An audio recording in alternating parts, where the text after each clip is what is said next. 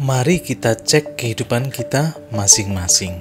Apakah fokus kehidupan kita, fokus kesadaran kita pijakkan pada kesadaran tubuh, pada kesadaran pikiran, atau kita pijakkan pada kesadaran sang sumber, Allah itu sendiri, standing as awareness. Kehidupan yang disandarkan pada kesadaran tubuh dan pikiran ini mudah rapuh dan hancur. Bahkan, kehidupan kita akan dikontrol dan didikte oleh kebutuhan-kebutuhan material, keinginan-keinginan, ego, dan ekspektasi yang kita ciptakan sendiri. Tapi, jika pijakan kesadaran kita adalah Allah, standing as awareness, disitulah kehidupan yang kokoh. Disitulah kita bisa mengontrol kehidupan, karena disitulah jati diri kita yang sebenarnya. Standing as awareness itu adalah pernyataan dari mereka yang melakukan satu proses kontemplasi. Dia bersaksi, Mas Eja, asyhadu alla ilaha illallah. Aku bersaksi tidak ada ilah, tidak ada kesadaran body, kesadaran pikiran, kesadaran feeling, nggak ada itu appearance. Illallah. Terus yang kedua, dan aku bersaksi wa ashadu anna Muhammadar Rasulullah. Aku bersaksi, aku standing bersaksi, Muhammad utusan Allah. Nah, Muhammad itu ekspresi yang begitu sang kesadaran menampil di pikiran, Mas Ijan, menampil di dunia fisik, menampil di semua ciptaan appearance, itu menjadi utusan, kita sadar pada Allah.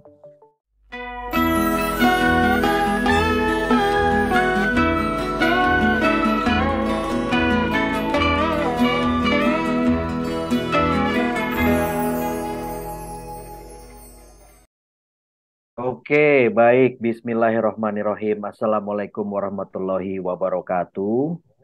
Selamat malam semuanya. Selamat hari Senin malam yang habis hujan.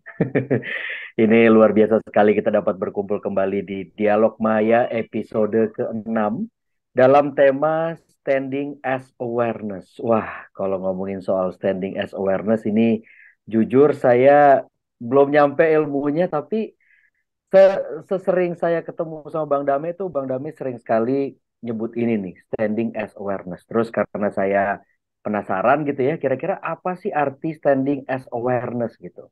Nah, menurut Google Translate ya, standing as awareness itu diartikan sebagai berdiri sebagai kewaspadaan. Tapi saya lebih senang berdiri sebagai kesadaran. Nah, ini kan topik menarik sekali gitu, karena menurut saya setinggi-tinggi ilmu yang kita punya itu, kalau tidak ada kesadaran di dalam situ, kayaknya ilmunya nggak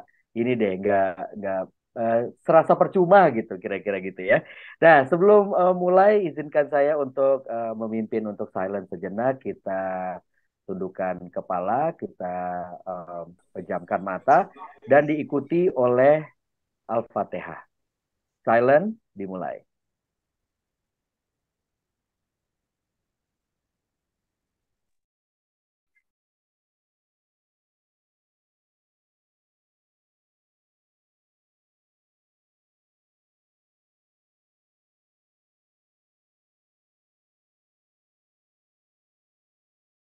Al-Fatihah.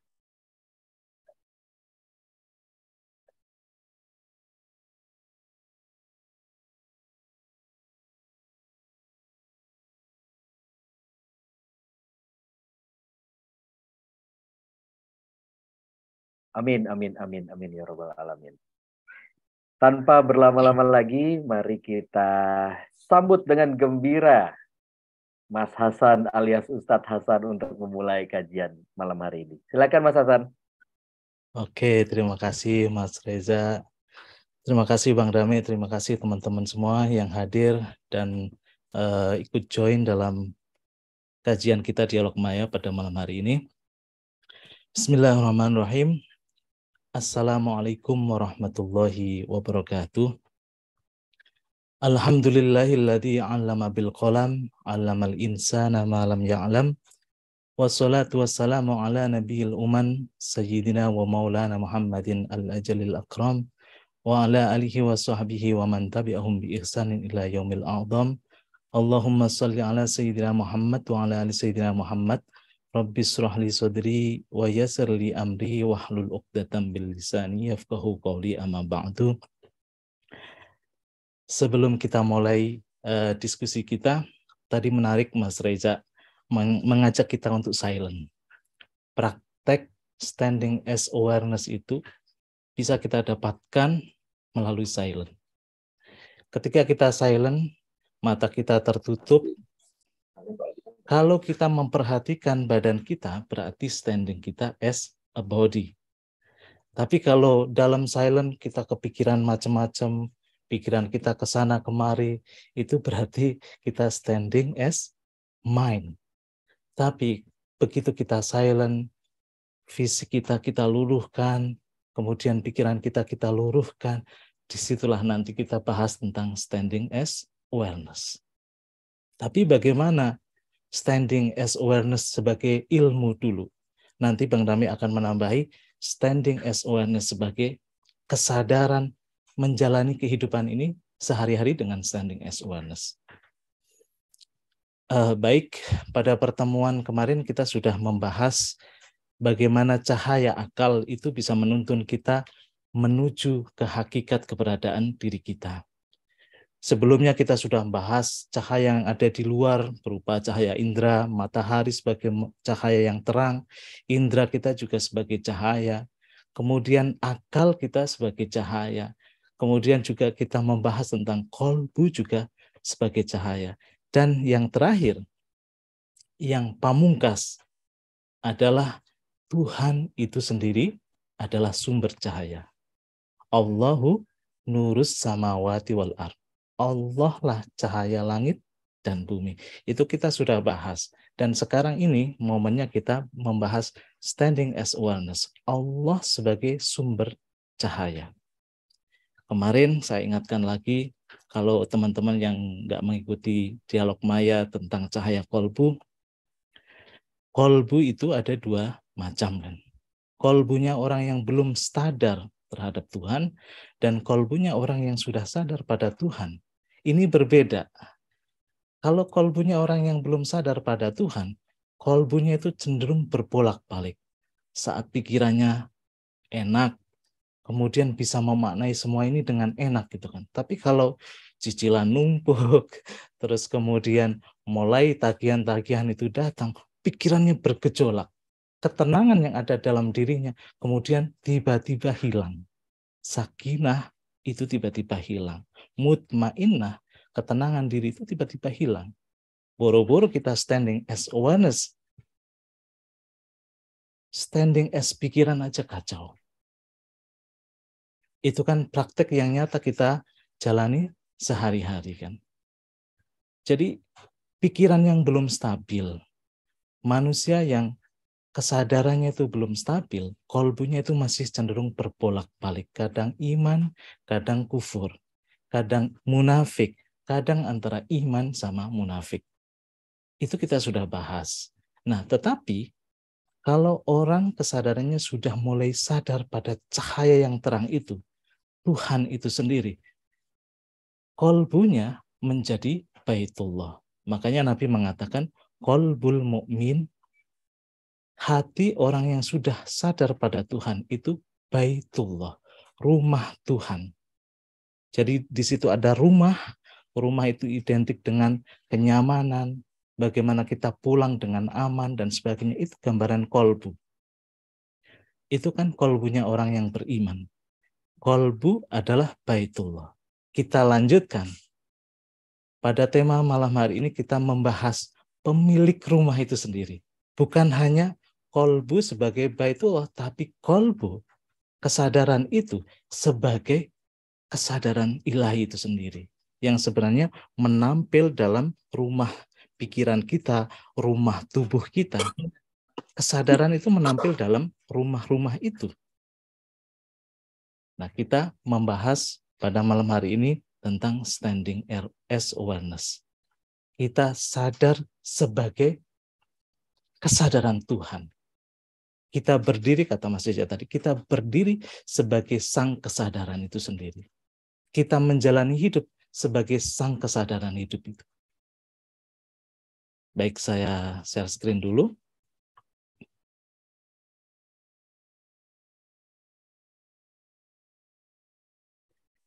Dialog Maya yang ke-6, standing as awareness. Pertanyaan untuk kita semua, di mana kesadaran kita itu hidup? Di mana kita pijakkan kesadaran kita itu menjalani kehidupan sehari-hari? Ini saya awali dengan kesadaran orang-orang pada umumnya. Pada umumnya manusia, atau kita sebut sebagai orang awam. Awam itu maksudnya umum. Itu memaknai kehidupannya sebagai kesadaran tubuh. Jadi standingnya, titik pijaknya itu as body. Standing as body. Nah, orang-orang yang berpijak kesadarannya pada tubuh ini, kesadaran tubuh ini, fokus kehidupan yang ia jalani itu semata untuk memenuhi kebutuhan yang sifatnya fisik, tubuh, mengejar kenikmatan yang sifatnya material, hingga akhir hayatnya. Bayangkan ya, kita hidup mulai dilahirkan sebagai tubuh, meninggal pun kembali kepada Tuhan pun ngurusi lagi yang masalah tubuh. Ini banyak kita jumpai. Ya mungkin salah satunya adalah kita. Kebanyakan orang seperti itu. Menariknya, siapa Tuhan orang-orang yang standing as body? Orang-orang yang menjalani kehidupannya itu berpijak pada kesadaran tubuh ini. Tuhan mereka adalah harta benda, jelas. Jabatan, tahta kita sebutnya kan. Kemudian kesenangan-kesenangan fisik, desires gitu kan. Keinginan-keinginan yang sifatnya ragawi, keinginan-keinginan yang sifatnya material. Tuhan mereka seperti itu. Nah, kita kan seperti itu juga. Kita tiap hari menjalani hidup kita, pagi kerja, sore pulang, apakah memaknai kehidupan hanya sebatas itu atau tidak? Nah, kita cek, masing-masing kita cek, di mana kesadaran kita itu berpijak. Orang-orang yang menjalani kehidupannya sebagai standing as body itu orang-orang yang sangat rapuh, orang-orang yang mudah terkelabui. Begitu hartanya sedikit berkurang, dia sudah mulai panik. Begitu di PHK, sudah mulai runtuh kehidupannya. Begitu masa kerjanya sudah usai, pensiun, sudah mulai hidupnya itu tidak tenang. Nah, ini orang-orang yang standing as body. Dan umumnya manusia memang seperti itu. Kita lanjut lagi. Begitu juga jika kita memaknai kehidupan ini sebagai pikiran. Jadi kalau tadi standing as body, yang kemudian adalah standing as mind. Titik pijak kesadaran kita adalah pikiran. Kesadaran yang kita pijakkan pada kesadaran pikiran itu akan mudah terombang-ambing. Terombang-ambing oleh apa? Objek-objek pikiran yang muncul. Tiap hari kan kita menjalani hidup diombang-ambing oleh objek-objek pikiran. Sekarang mikiri misalnya zaman mau pilpres. Besok lagi mikirin yang namanya tagihan. Besok lagi mikirin yang namanya bola. Terombang-ambing terus. Tuhan orang-orang yang terombang-ambing dalam kesadaran pikiran ini adalah ego dia. Begitu egonya disentil, dia sudah mulai kelabakan. Begitu egonya tidak sesuai dengan kenyataan hidup, dia sudah mulai panik. Ini kan rapuh, kehidupan yang rapuh. Jadi jika kenyataan hidup itu tidak sesuai dengan ekspektasi egonya, hidupnya merasa runtuh, merasa hancur. Untuk itu, Kalau kita masih hidup standing as body dan standing as pikiran, as mind, itu kita harus waspada, hati-hati. Ini jebakan. Dan kita menjalani setiap hari seperti itu. Untuk itu, kesadaran yang disandarkan pada standing as body dan standing as mind itu tidak kokoh, rapuh, dan mudah hancur. Ini kita cek aja sendiri pada kehidupan kita. Misalnya, ketika masa lalunya tidak baik, itu akan terus menghantui. Itu kan pikiran, objek-objek pikiran yang muncul menghantui kita. Orang-orang seperti itu kan rapuh. Di depan ada keluar-keluar isu tentang resesi, kita sudah mulai panik semua kan. Itu kan pikiran. Itu kan tidak kokoh, rapuh, dan hancur. Al-Quran kemudian mengisyaratkan dalam surat Ar-Rahman ayat 26 sampai 27. Kullu man 'alaiha fan wa yabqa wajhu rabbika dzul jalali wal ikram. Segala sesuatu yang bentuknya bumi maupun bentuknya pikiran, di bumi maupun di barzah, nanti cek lagi sebelum surat ini ceritakan tentang kehidupan di bumi dan di barzah. Barzah itu simbol pikiran. Segala sesuatu yang di bumi maupun di barzah itu akan binasa, pasti rapuh, pasti hancur. Wa yabqa wajhu rabbika dzul jalali wal ikram. Dan tetap kekal wajah Tuhanmu yang mempunyai keperkasaan, al-jalal, wal ikram, dan kemuliaan. Yang tetap kekal, yang tetap abadi adalah wajah Tuhan. Untuk itu, kesadaran sebagai wajah Tuhanlah yang kokoh. Kesadaran sebagai wajah Tuhanlah yang abadi. Pertanyaannya, bagaimana menampilkan wajah Tuhan? Bagaimana kita bisa hidup menampil sebagai kualitas-kualitas Tuhan yang sebenarnya abadi itu? Mau nggak mau pilihannya bukan standing as body, bukan standing as mind, tapi standing as awareness. Kita berdiri sebagai kesadaran itu sendiri. Kita menjalani hidup ini dengan kesadaran Tuhan. Kalau saya sebut sebagai standing as Allah, standing as awareness, itu sama aja. Makanya dari sini jelas kan, pemetaannya jelas. Kita cek kehidupan kita, apakah fokus kehidupan kita, kesadaran kita pijakkan pada tubuh, kita pijakkan pada pikiran, atau kita pijakkan pada sang sumber, yaitu Allah itu sendiri, kesadaran Tuhan itu sendiri. Kalau kita pijakkan kesadaran kita pada kesadaran Tuhan, standing as awareness itu, kita di situ yang mengontrol kehidupan. Disitulah kehidupan yang abadi. Pertanyaan kedua, bagaimana caranya kita bisa standing as awareness? Ini kita sudah jelaskan pada pertemuan kemarin, di mana dalam surat Toha, ayat 11-14 itu dijelaskan, untuk memasuki lembah yang suci, yaitu lembah hati itu, ada dua syarat. Syarat yang pertama adalah kita lepaskan terompah kesadaran sebagai tubuh. Makanya di situ Nabi Musa kan disuruh untuk lepaskan kedua terompahmu wahai Musa, karena kamu berada di lembah yang suci. Dua terompah itu kan simbol dari kesadaran kita sebagai tubuh, dan yang kedua adalah simbol kesadaran kita sebagai pikiran, standing as body dan standing as mind. Saat kita melepaskan keterikatan kita, atau saat kita detachment from body and from the mind, disitulah akan terbuka identitas kita yang sebenarnya. Saat kita mengatakan pada diri kita, I am not the body. Saat kita mengatakan, I am not the mind. Disitulah kita akan terbuka identitas hakiki kita.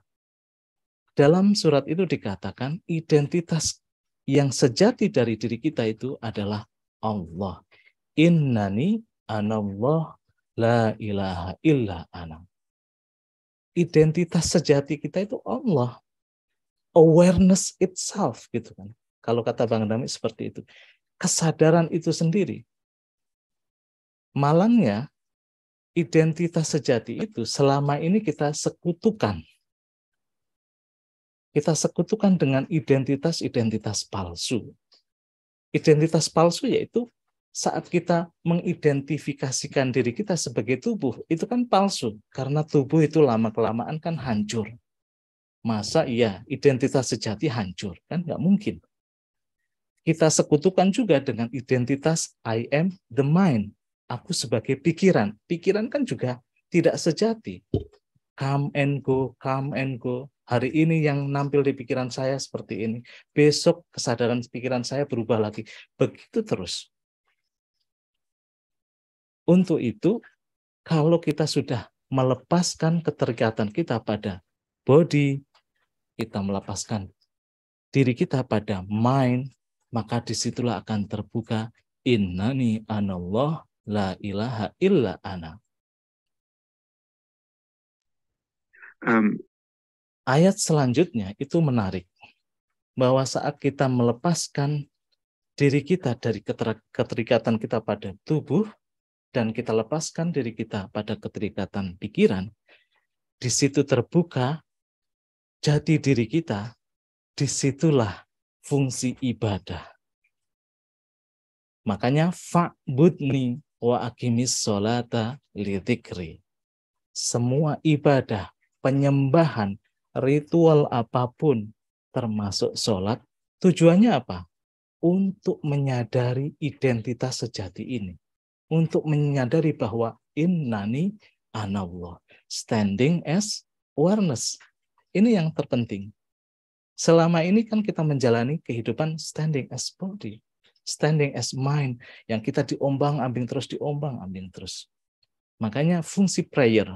Saat kita zikir, saat kita sholat, saat kita ibadah ritual dalam bentuk apapun, sebenarnya menyadari ini. Menyadari bahwa harusnya kita standing as awareness, standing as Allah. Ayatnya jelas. Nah, ini saya kutipkan dalam hadis qudsi, di mana ketika hadis qudsi ini turun kepada Nabi Muhammad sedang melakukan pendakian spiritual berupa peristiwa Mi'raj yang saya tulis sebagai caption di Dialog Maya. Wa ma taqarraba ilayya 'abdi bi syai'in ahabba ilayya mimma iftaradtu alaih.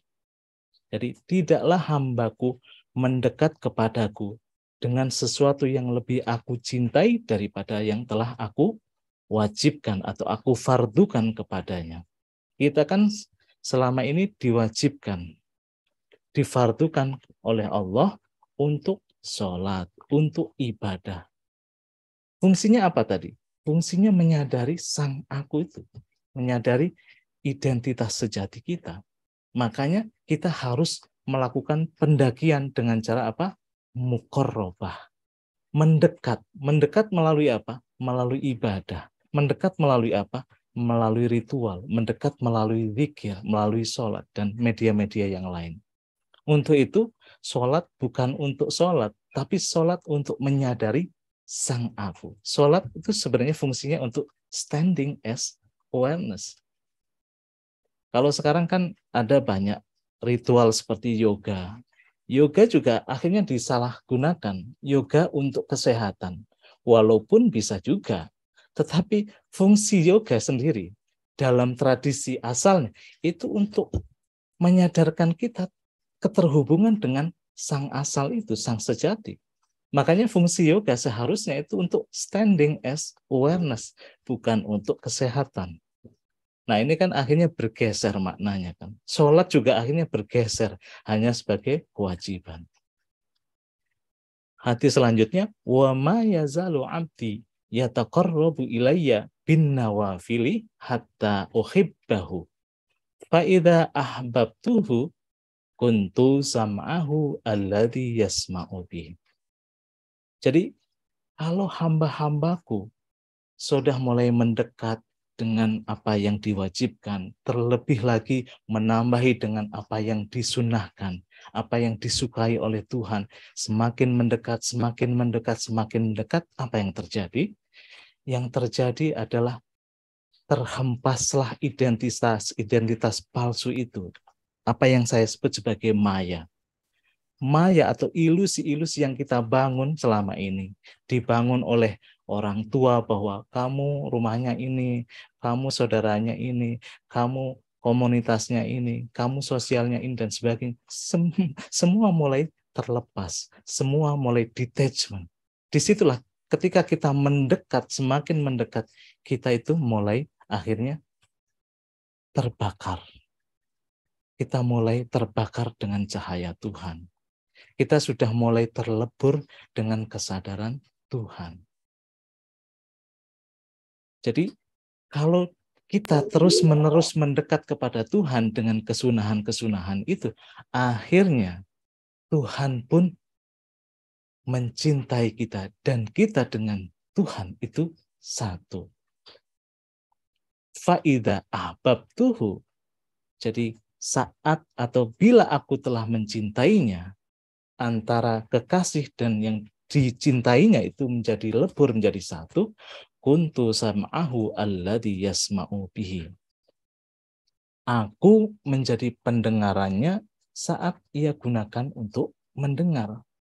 Wa basarahu alladhi yubsiru bihi. Aku menjadi penglihatan yang dia pakai untuk melihat. Wa yadahu alladhi yabtisu biha.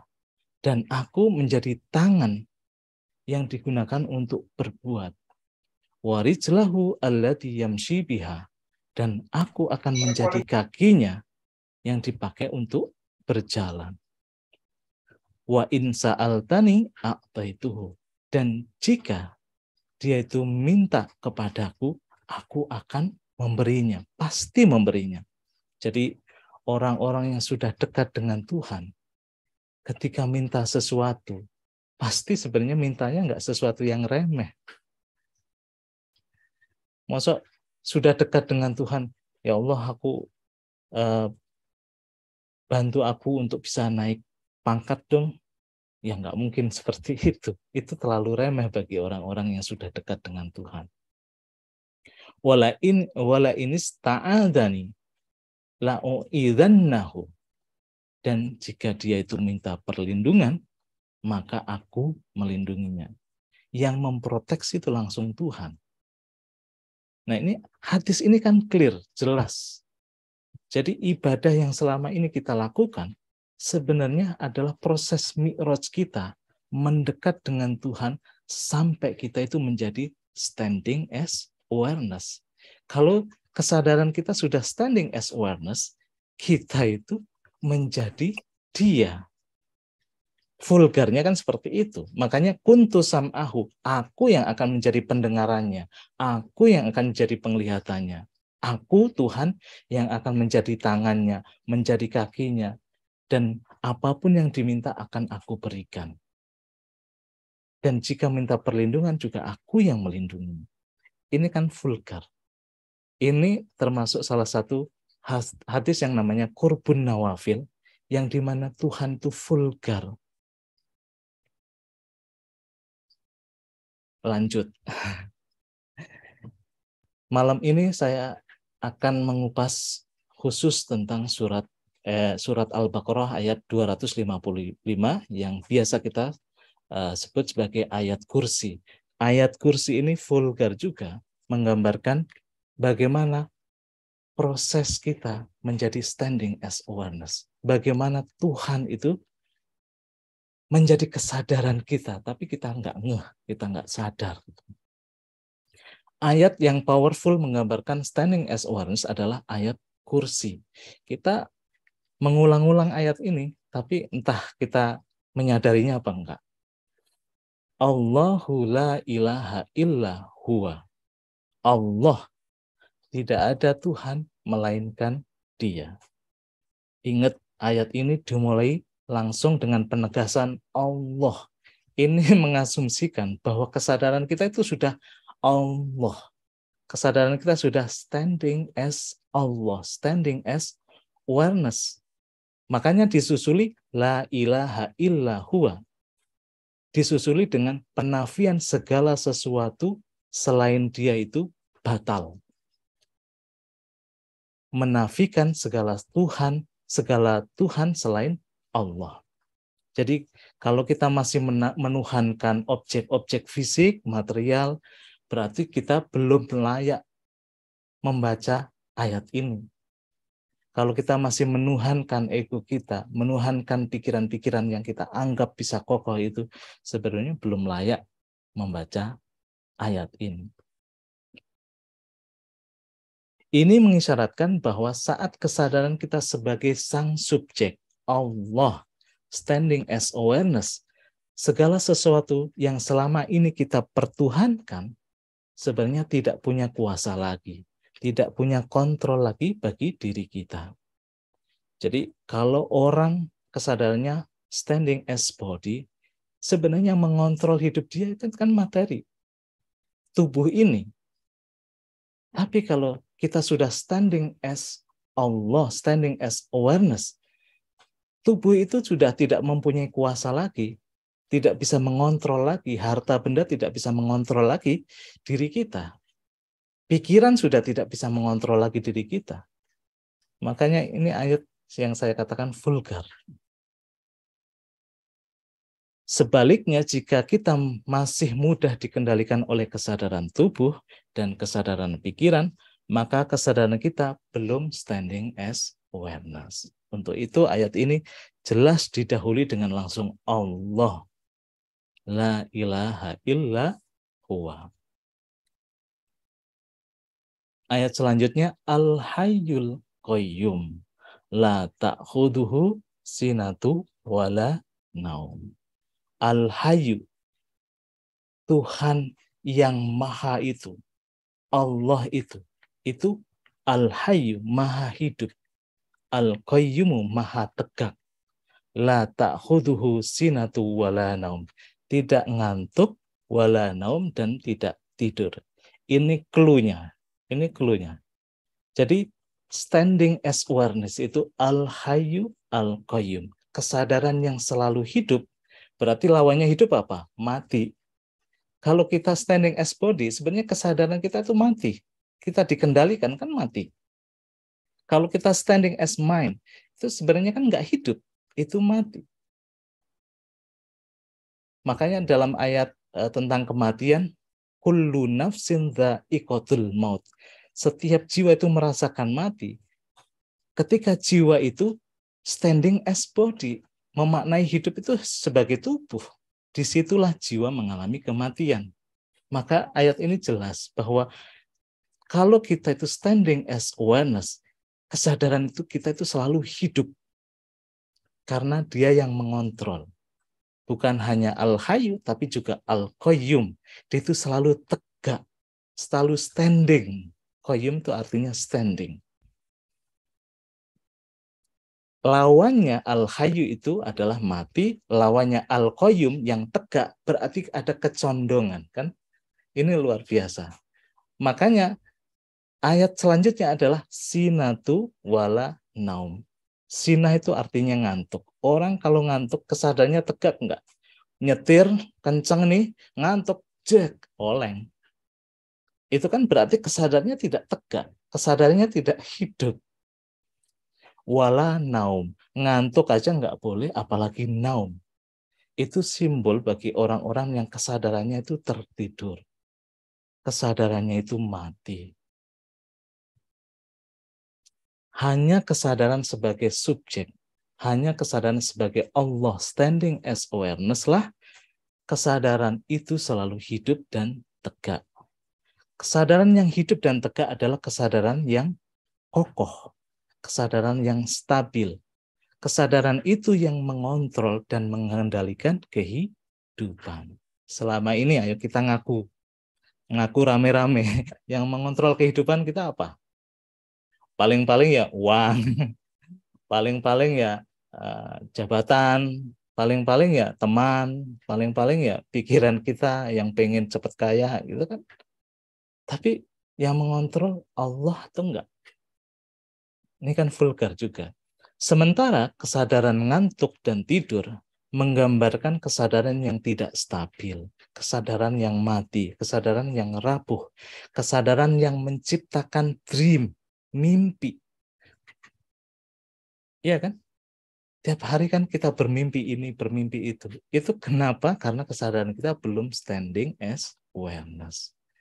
Menciptakan bayang-bayang ilusi, dreaming.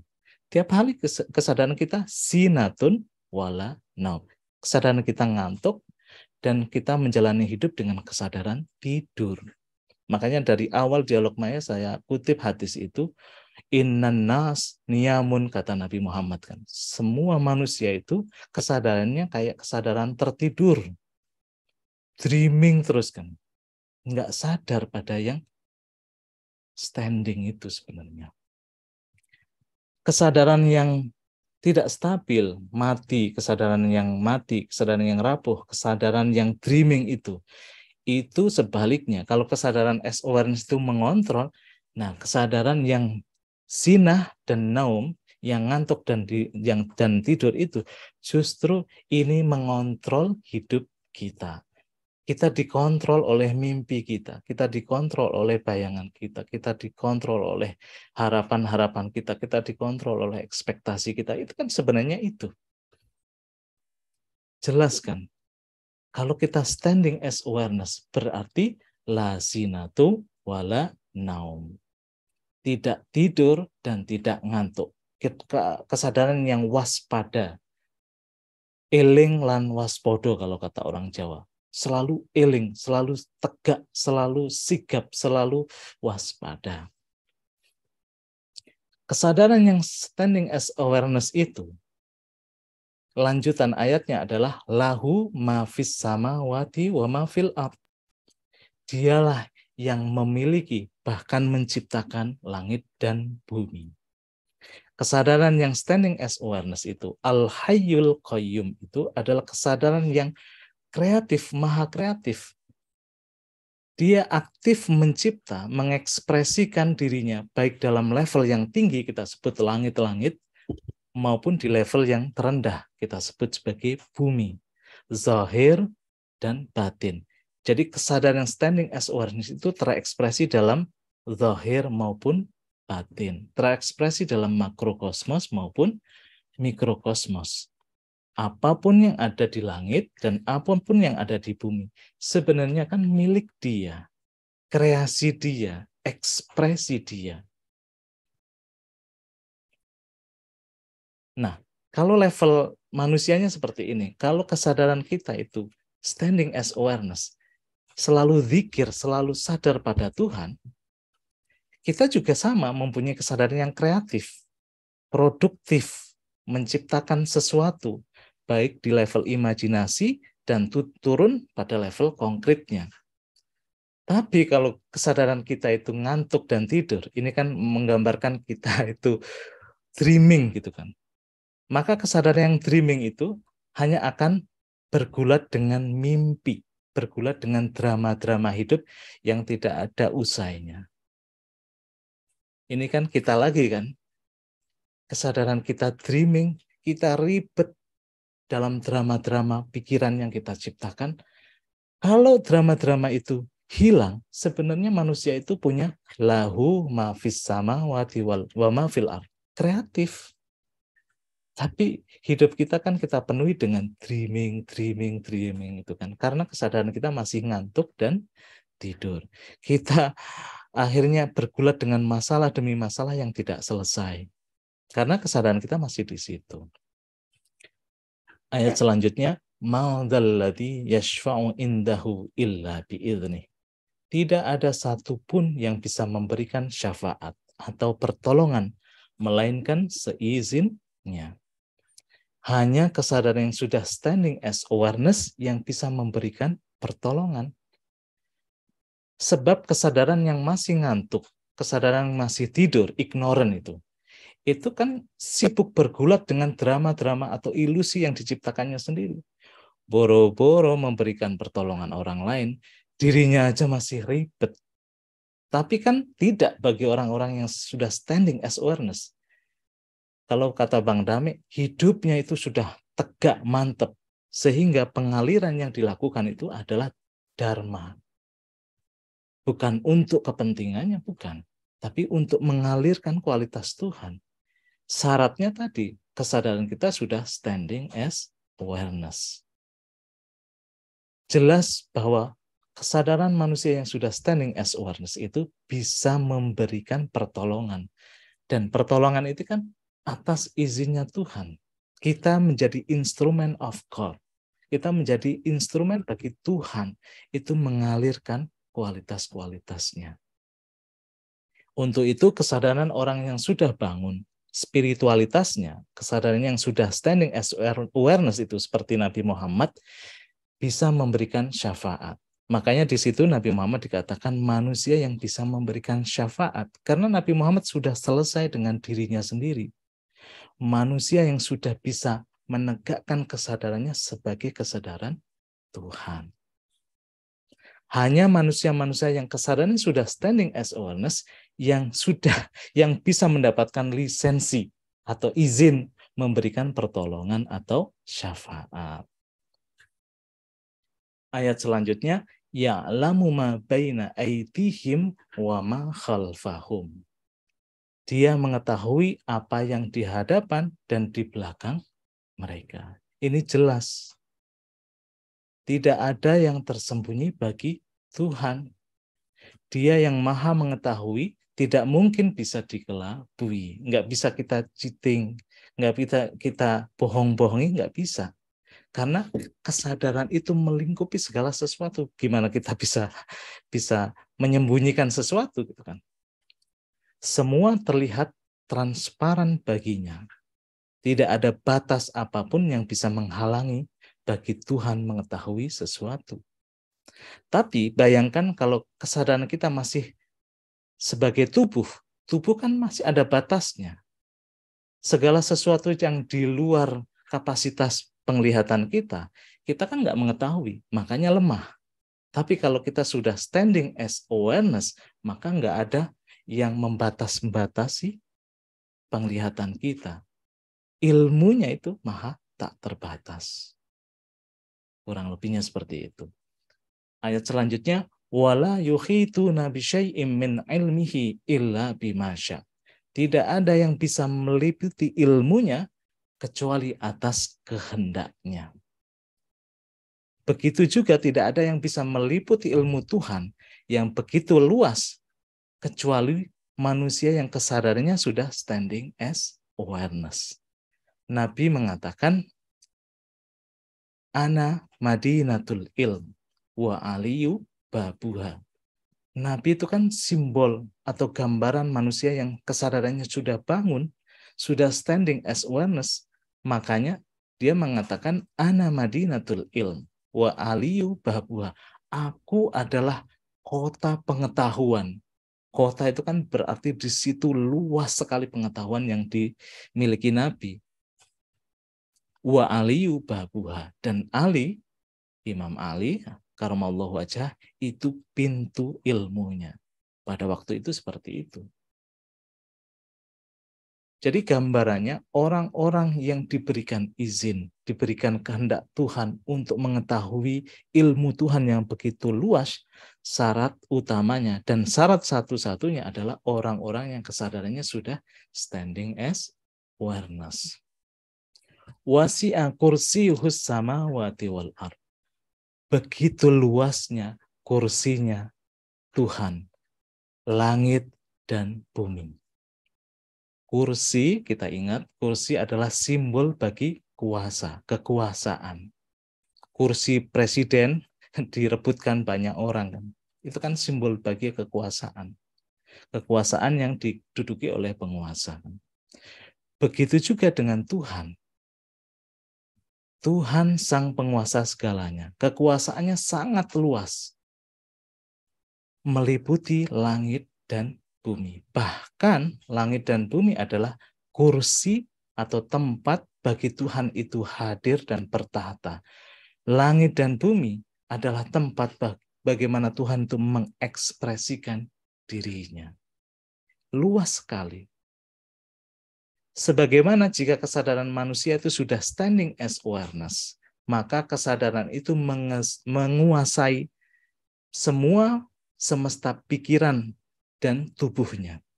Jadi kesadaran manusia yang sudah standing as awareness itu bisa mengontrol atau bisa menguasai langit. Langit itu simbol pikiran-pikiran dalam diri kita, dan bumi itu simbol dari tubuh kita. Yang menguasai langit dan bumi itu Tuhan. Itu kursinya Tuhan. Itu kekuasaan Tuhan. Sedikit lagi, wala ya'uduhu hifzuhuma. Dia tidak merasa berat menjaga keduanya. Karena langit dan bumi itu kekuasaan Tuhan. Kalau Tuhan itu standing as body, Tuhan itu standing as mind, dia berat pasti. Orang aja kalau dikasih beban kerjaan yang berat kan stressful kan. Itu buktinya kita standing as mind. Orang kalau dikasih beban, ngangkat beban misalkan 100 kilo, kalau dia nggak latihan dulu, itu kan berat.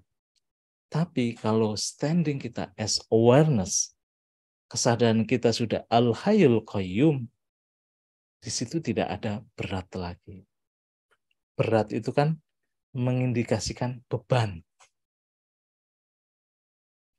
Selama kesadaran kita itu standing as awareness, segala sesuatu atas kuasa dan kendali dari sang kesadaran itu.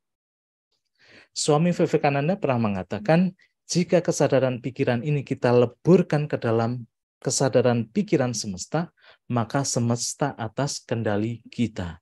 Dan kesadaran inilah yang menjaga semesta. Dalam tradisi Islam pun kita ada tradisi seperti ini, bahwa kekasih Allah, wali Allah itu sebagai paku bumi. Paku bumi itu maksudnya apa?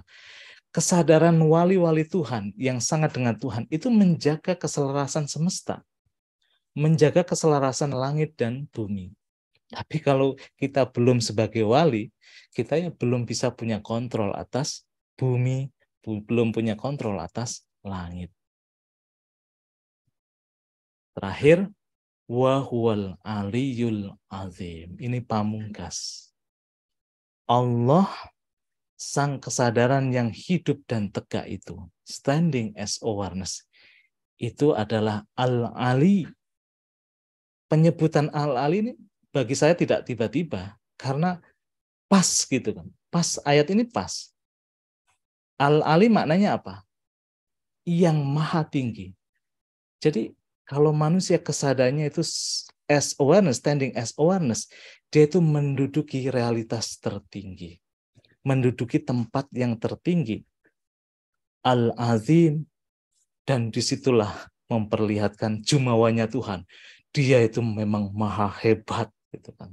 Itu kalau kita standing as awareness. Kalau kita belum standing as awareness, nggak mungkin kita al-ali, nggak mungkin kita al-azim. Untuk itu tidak ada yang lebih tinggi dan lebih hebat dari Allah. Apapun yang kita anggap lebih hebat selain Tuhan merupakan ilusi-ilusi atau maya pikiran kita. Dan orang yang tertipu menganggap ada yang lebih daripada Tuhan, maka sebenarnya dia adalah menyekutukannya. Musyrik. Dan musyrik adalah dosa atau kezaliman yang tertinggi. Inna syirka la zulmun adzim. Simpelnya, kalau kesadaran kita masih kita tautkan as a body, as a mind, sebenarnya kita musyrik. Kita menyekutukan dia. Ini kan vulgar kan? Karena yang maha tinggi kita rendahkan. Yang maha tinggi kita sekutukan. Yang maha hebat kita sekutukan. Ini kan musyrik. Inna syirka la zulmun adzim. Sesungguhnya syirik itu la zulmun adzim. Sesungguhnya syirik itu adalah kegelapan yang benar-benar hebat, azim. Itu kan simbol kesadaran yang belum sadar pada Tuhan. Kesadaran ignoran kita. Itu saja dari saya, mungkin bisa nanti ditambahi dan dilengkapi oleh Bang Dame. Secara praktikalnya bagaimana sih kita bisa menyadari diri kita standing as awareness. Akhir kalam, billahi taufik wal hidayah. Assalamualaikum warahmatullahi wabarakatuh. Saya kembalikan ke Mas Eja. Terima kasih. Waalaikumsalam warahmatullahi wabarakatuh. Wah, saya pikir yang Maha Agung itu robot trading, Mas Hasan. Ternyata Allah ya. Tadi menarik ketika tadi ada mantra I am not the mind, I am not the body gitu ya. Itu kata-kata simpel yang sangat-sangat bermakna jika kita berkontemplasi ke dalam apa sih sebenarnya artinya itu. Nah, untuk mengetahui sebenarnya dari kata-kata itu kita bisa artikan apa, mungkin Bang Dame bisa pertajam dari materi sebelumnya. Silakan Bang Dame. Oke, terima kasih Mas Eja, terima kasih Ustadz Hasan yang sudah memaparkan begitu sistematis, knowledge banget, dan juga kita bisa dapat referensi dari Al-Quran dan seterusnya. Bismillahirrahmanirrahim. Dengan nama Allah yang Maha Pengasih dan Maha Penyayang. Assalamualaikum warahmatullahi wabarakatuh. Alhamdulillah, segala puja-puji kita haturkan kehadirat Allah Subhanahu wa Ta'ala, karena malam ini kita diberi kesempatan membahas tema yang sangat penting buat manusia, sangat esensial, bahkan dasar dari kehidupan manusia itu. Semoga sahabat-sahabat yang hadir di sini, yang sempat dan juga nanti yang bisa menonton YouTube-nya, diberikan keterbukaan, diberikan revelation sebagaimana yang diceritakan di Al-Quran. Nabi Musa itu mengalami revelation ya di Bukit Tursina. Sahabat-sahabat sekalian, hormat kita juga pada guru-guru yang hadir dalam kehidupan kita, ya khususnya Nabi Muhammad SAW. Sahabat-sahabat sekalian, peserta dialog Maya, dan yang saya dan Mas Hasan, Mas Eja percayai, teman-teman yang hadir di sini adalah sahabat-sahabat yang sungguh-sungguh, yang serius untuk bangun dari tidur panjang. Bahkan kita sudah amnesia ya, rame-rame. Kalau di Christianity itu terjatuh. Kalau di Islam itu lupa gitu. Makanya kita ingin ingat kembali. Jadi sahabat-sahabat sekalian, ada banyak catatan saya di sini sebenarnya, dan saya gembira sekali, bahagia sekali sahabat saya Ustadz Hasan dibimbing untuk bisa memaparkan itu begitu powerful, dan mudah-mudahan nanti juga bisa dikemas dalam YouTube yang bagus, sehingga 50 tahun yang akan datang masih ditonton ini, Mas Eja. Masih ditonton gitu ya. Jadi yang nonton itu sudah mungkin 1 miliar gitu ya, kira-kira ya. Kenapa saya katakan demikian? Karena Al-Quran yang kita baca sampai sekarang dalam bentuk buku, sekarang dalam bentuk digital, itu menurut waktu linier itu 1500 tahun yang lalu. Sampai sekarang masih relevan gitu. Kalau ditarik lagi ke belakang, ajaran Bhagavad Gita gitu ya, Lao Tzu, carilah ilmu walau sampai ke Cina gitu ya, Tao Te Ching, itu sama sebetulnya. Nah teman-teman, di sini saya biar teman-teman bisa merasakan langsung dan bisa habis mendengarkan ini, mulai jadi lebih kontemplatif menjalani hidup, saya ingin beritahu 2 hal. Jadi pendekatan ini memang direct path teman-teman, jalan langsung. Memang ini bukan untuk awam. Kategori awam atau tidak bukan karena kita kelasnya lebih pinter, kita lebih kaya, kita lebih spesial, bukan. Aspirasi. Seseorang itu awam atau tidak, Mas Eja, dalam hal ilmu, itu aspirasinya yang penting. Ciri orang yang aspirasinya sudah khusus adalah tulus, rendah hati, dan udah ngebet banget, Mas Eja. Aku harus bangun ini, udah teriak gitu. Udah nggak mau pura-pura gitu. Maka dia akan bertemu guru, dia bertemu sahabat, yang mengenalkan dia ini jalan langsung. Jadi Allah itu dekat, lebih dekat dari urat leher itu jadi terbuka. Jadi tidak hanya sekedar dia rituals, tapi standing as awareness tadi. Oh itu toh aku gitu ya. Itu loh aku gitu. Seorang guru pembawa cahaya ngasih tahu itu aja Mas Eja. Kamu itu gitu. You are that gitu. Kamu adalah kesadaran itu. Kamu adalah divine name itu. Nah, yang tampil di Instagram, peran sebagai ayah, suami, istri, itu peran topengmu selama efektif dipakai. Nah, itu jalan langsung namanya, direct path. Yang belakangan saya coba kenalkan istilah bahasa Inggrisnya, itu self-inquiry. Self-inquiry itu ya buahnya standing as awareness gitu. Tapi pengalaman saya ketika ketemu orang-orang dalam taklim atau diskusi seperti ini, mereka masih mencari Tuhan yang jauh. Masih yang nah ini jalur kedua nih. Jalur pertama tadi direct path. Jalur kedua adalah masih melalui tanda-tanda gitu. Tanda-tanda. Menyembah itu mesti pakai kiblat gitu. Kita tidak menyembah kiblat, tapi kiblat jadi arah Ka'bah. Gitu. Disinilah sebetulnya peran ritual sadhana gitu ya.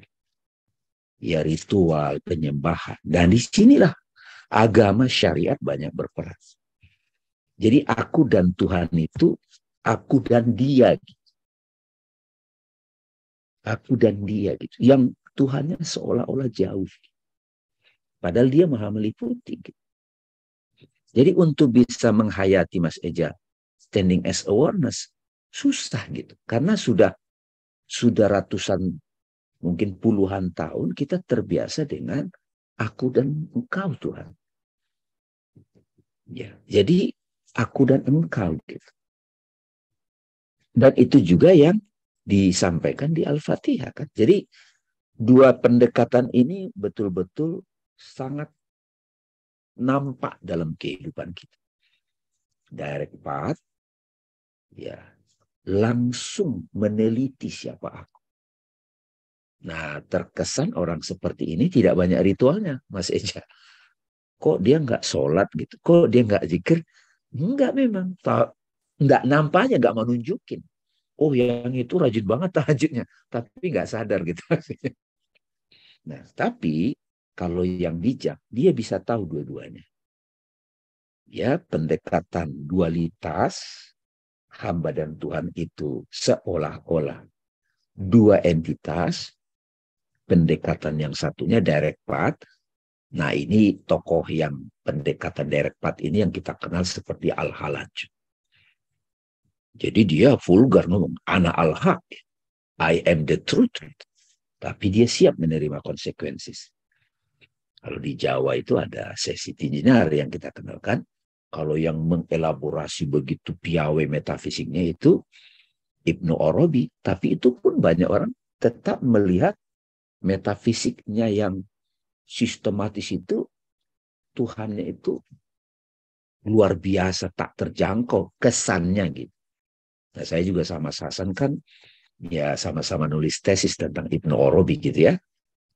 Nah itu jadi ini mesti dipahami. Nah di dialog maya ini kita mau mengenalkan kepada sahabat-sahabat ada jalan langsung untuk terhubung dengan sang kesadaran.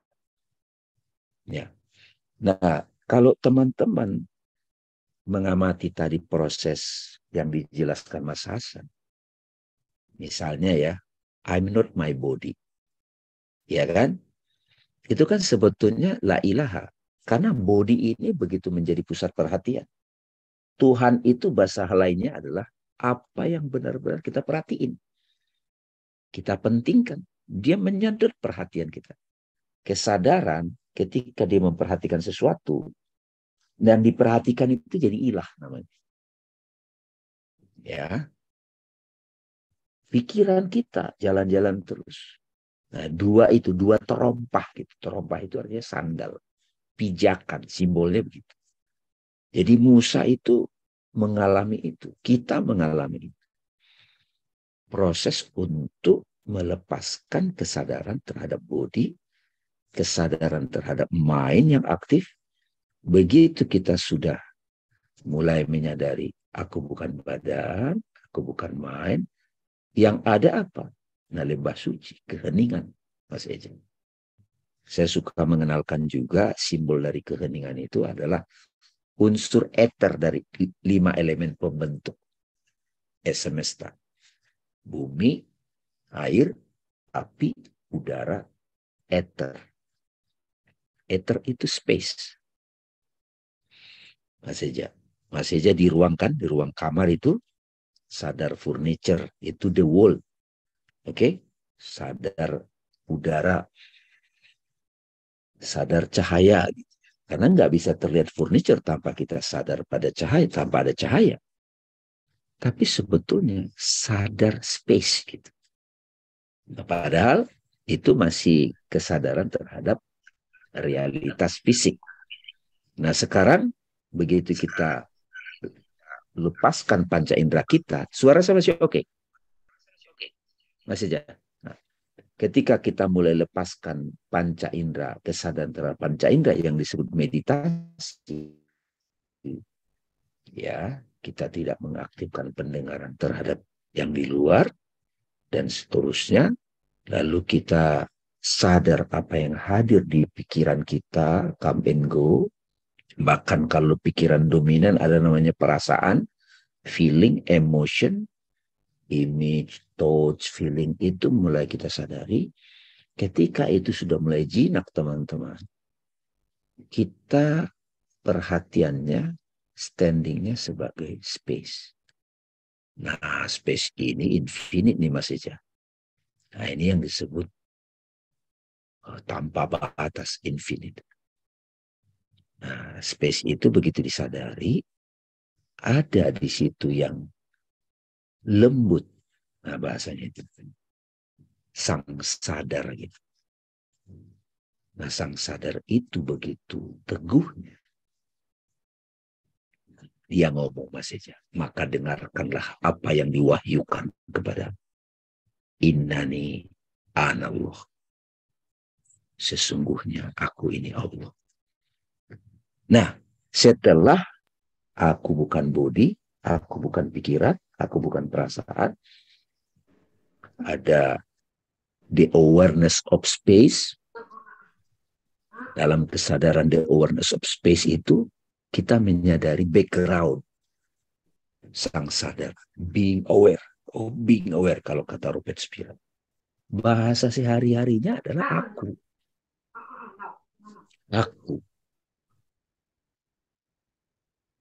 Nah itulah sebetulnya kalau dalam tradisi Islam, pernyataan awal kalau seseorang disebut Islam. Apa itu? Asyhadu alla ilaha illallah. Jadi sekarang teman-teman mulai dapat juga pemaknaan yang lebih esensial. Standing as awareness itu adalah pernyataan dari mereka yang melakukan satu proses kontemplasi. Dia bersaksi Mas Eja. Asyhadu alla ilaha illallah. Aku bersaksi. Aku bersaksi. Tidak ada ilah, tidak ada kesadaran body, kesadaran pikiran, kesadaran feeling. Nggak ada itu. Itu appearance. Illallah. Terus yang kedua. Dan aku bersaksi. Wa ashadu anna Muhammad Rasul. Aku bersaksi. Aku standing bersaksi. Muhammad utusan Allah.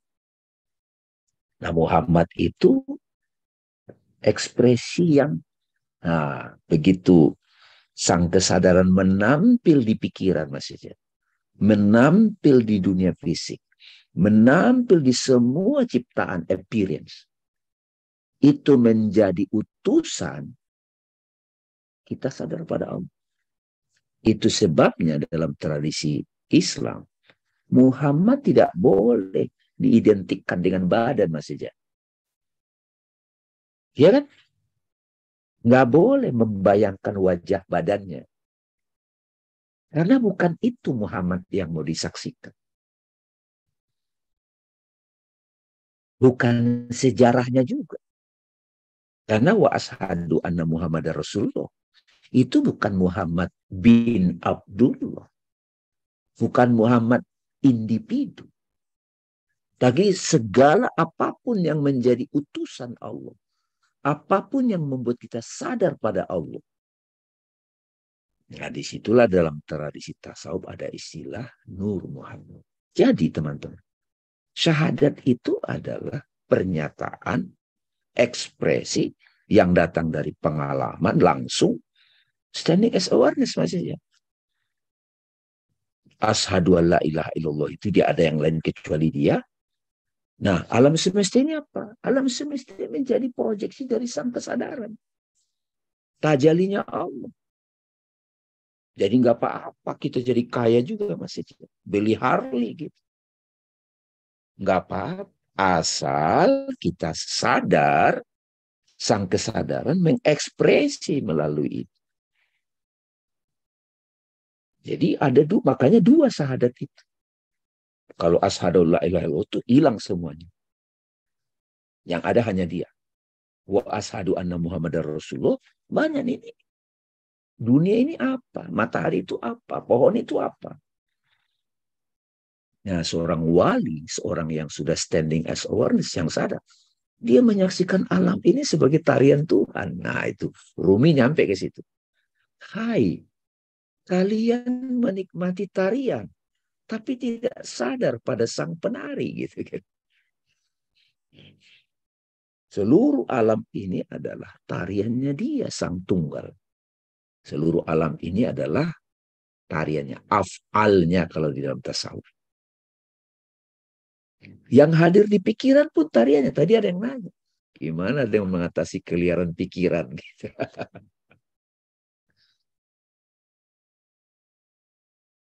Nah, karena kita masih fokus pada pikiran. Bukan kayak gini loh Mas Ija. Saya selalu bilang kan film, layar bioskop. Di situ ada drama hantu, pocong, pembunuhan. Wah gitu. Aktif kan. Tapi kita sadar pada layarnya. Yang memungkinkan gambar-gambar itu bisa tampil. Kalau dalam konteks inner, kita tutup mata, ada aktivitas pikiran. Tapi kita sadar, siapa di balik pikiran ini? Apa yang memungkinkan? Siapa yang menyadari pikiran ini? Siapa yang menyadari perasaan ini? Begitu kita perhatiannya pindah dari pikiran kembali kepada yang menyadari pikiran. Itu langsung tuh, nggak perlu bersusah payah untuk mengendalikan pikiran. Itu sebabnya banyak orang praktek meditasi nggak berhasil. Tapi memang tahap awal itu orang harus dikasih fokus objek. Makanya dalam tradisi agama juga ada kiblat. Kalau Islam Ka'bah, kalau tradisi Buddha patung itu, kalau dalam tarekat gambar gurunya. Bahkan di tarekat tertentu Mas Eja disuruh bayangin alif lam lam ha. Bahkan gambar gurunya dibayangin dulu. Kenapa? Karena dari tarekat tertentu sosok guru itu begitu karismatik, begitu penuh berkah. Di India biasa gambar Ramana Maharishi, Sri Ramakrishna itu dipakai jadi arah dulu. Sampai hilang gambar gurunya, hilang ikon alif lam lam ha, sisanya maknanya, buang maknanya, sisanya rasanya, lalu rasanya itu berasal dari mana? Ya kesadaran. Nah ini teman-teman, silakan ditonton ini berulang-ulang. Karena kalau teman-teman sudah terbuka dengan ini, hidup ini betul-betul wonderful. Makanya seperti kata suami Vivekananda ketika terbuka melalui bimbingan gurunya Sri Ramakrishna, ke Amerika, ke Harvard, tunduk tuh ilmuwan-ilmuwan.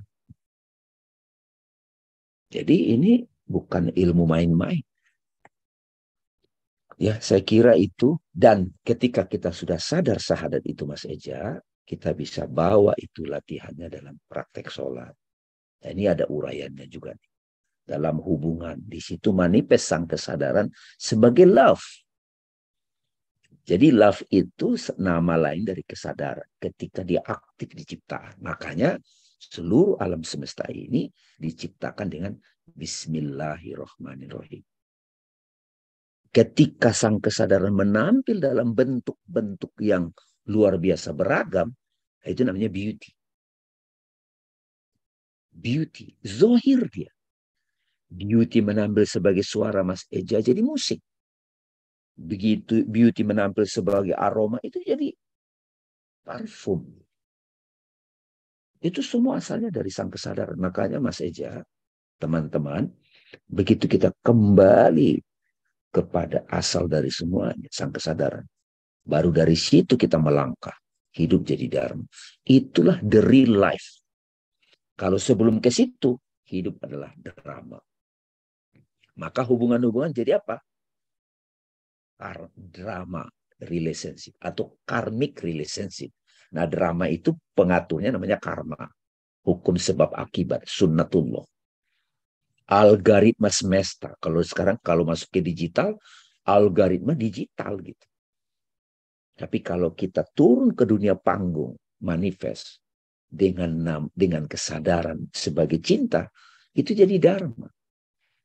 Seberat apapun pekerjaan, seberat apapun peran, itu jadi enteng. Makanya kita saksikan Mahatma Gandhi, Mother Teresa, para nabi. Itu powerful, bahkan jasadnya sudah berakhir. Impact-nya, gelombangnya itu masih aktif sampai sekarang. Nah, ini nggak tertarik nih kita nih teman-teman. Ya, jadi supaya ada tanya jawab ini udah luar biasa nih Mas Eja. Saya cukupkan dulu catatan saya. Tadi pertama ada dua jalan saya bilang. Lalu proses ikro itu yang meneliti betul-betul realitas yang menampil.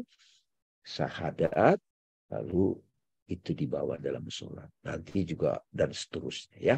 Baik, Jadi baik. itu Mas Ini ya. Silakan. ada yang bertanya nih Bang dari Mbak Yana Mariska. Mohon izin bertanya, Bang Dame pernah menyampaikan adanya kehendak Tuhan kepada diri kita yang bisa disadari, kolbu atau awareness. Cirinya ada dua, tidak ada keraguan dan adanya antusiasme atau cinta.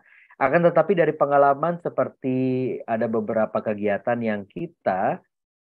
kegiatan kita yang sebetulnya didasarkan pada ego atau personality yang juga berciri dua tersebut, tidak ragu dan juga disertai antusiasme. Nah ini benar banget di Bang Dami. Kadang-kadang kita merasa itu adalah hal yang benar, kita lakukan dengan antusias dan juga tajam, taunya itu ego gitu. Gimana cara mau membedakannya gitu? Silakan Bang Dami, Mas Hasan.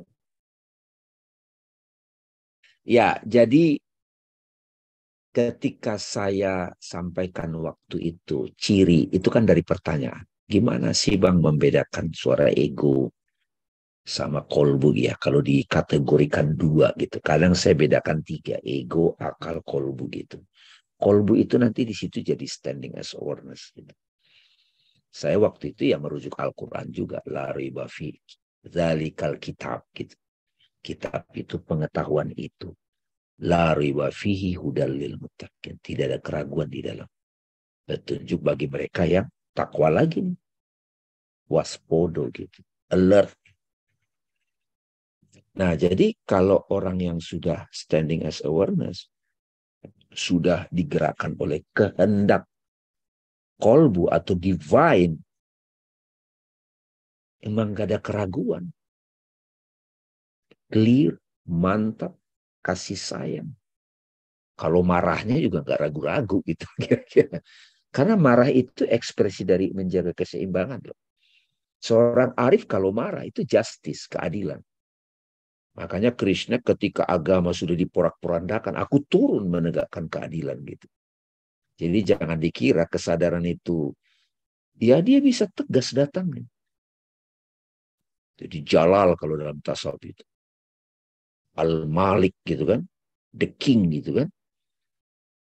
Nah, jadi kemudian kalau dalam konteks pribadi kita, ya saya ingin mengajak teman-teman mencicipi. Kalau sebuah pekerjaan kita belum antusias, berarti belum hadir di situ. Belum kita connect gitu kira-kira. Tapi kalau sudah antusias gitu, kayak Mas Hasan bikin bahan tadi, itu saya yakin antusias itu.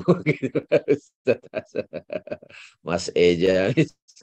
Nah, maksudnya ya kadang kita belajar kan, kadang kita maksain diri. Ya, sampai kemudian saya suka nyebut istilah ritmik gitu. Kita menemukan ritmik gitu. Ritual sholat itu kan tujuannya menemukan ritmik. My true meditation. Kita menemukan selama 30 hari Ramadan itu, oh kebutuhan makan saya sekian. Kebutuhan saya menggosip misalnya, tanda petik, boleh nggak gue? Itu sekian gitu ya. Jadi mulai dapat pasnya gitu. Nah pasnya itu bahasa Arabnya itu, bahasa Al-Qurannya soleh gitu. Appropriate gitu. Gitu ya jawaban saya. Jadi mungkin ditambahin Mas Hasan yang versinya Mas Hasan. Ya, makasih Bang Dame. Jadi membedakan antara ini suara ego atau suara Tuhan itu cirinya banyak sih, termasuk antusias tadi. Saya mulai dari yang perspektif Islam. Jadi kalau kita mengerjakan segala sesuatu itu dengan hati kita, standing as awareness itu, cirinya itu ikhlas. Islam itu mengajari ikhlas. Ikhlas itu apa sih? Ada kemurnian di situ. Dari kata kholaso, ikhlas itu artinya murni. Murni bukan untuk keakuan kita, bukan untuk membesar-besarkan ego kita, bukan. Untuk tujuan tertentu, untuk ekspektasi tertentu, itu berarti bukan ikhlas. Makanya segala ritual kita biasanya buntutnya itu pasti ada kata-kata diakhiri lillahi ta'ala. Itu untuk apa? Biar ikhlas. Tujuannya itu khusus atau tujuannya itu endingnya itu untuk Tuhan. Makanya tadi standing as awareness. Bukan untuk aku atau bukan untuk kelompokku atau bukan untuk siapapun, enggak. Tapi untuk Tuhan. Maka kalau niat kita sudah ikhlas lillahi ta'ala, berarti kita di situ ada plong. Rasanya itu ringan, mengerjakan sesuatu itu ringan. Dan di situ ada namanya antusias. Antusias itu dari kata Yunani ya Bang. Entheosias. En itu artinya masuk ke dalam. Theos itu artinya Tuhan. Jadi yang mendorong, yang masuk mendorong kesadaran kita untuk melakukan segala sesuatu itu sebenarnya Tuhan. Ya tadi kita sebut sebagai standing as awareness, kesadaran kita itu sebenarnya mewakili kesadaran Tuhan. Yang hadir, yang masuk dalam kesadaran kita itu Tuhan. Makanya jadi antusias. Antusias itu kan ada semangat di situ, ada ringan di situ, ada ikhlas di situ kan antusias. Tapi kalau kita semangat tapi untuk tujuan tertentu, itu berarti bukan ikhlas, bukan antusias. Jadi semangatnya karena ada sesuatu. Nah, itu cara membedakannya itu kan kita sendiri yang tahu. Dan mungkin Mas orang Hasan, dari ya sedikit aja. Kan di kehidupan sehari-hari itu biasa kalau orang itu semangat. ya. Dulu saya juga pakai ada istilah ambisius. Yes. Ambisius itu dekat dengan ego. Dapat juga tujuannya. Kalau nggak dapat, itu bisa maki-maki orang itu. Tapi kalau antusias nggak, dipuji nggak dipuji, dia terus saja gitu kan. Silakan Mas. Iya, betul. Makanya yang mendorong, kesadaran yang mendorong di dalam itu apa? Kalau yang mendorong itu keakuan, makanya jadinya kan ambisi, Bang. Semangatnya itu ambisius gitu kan.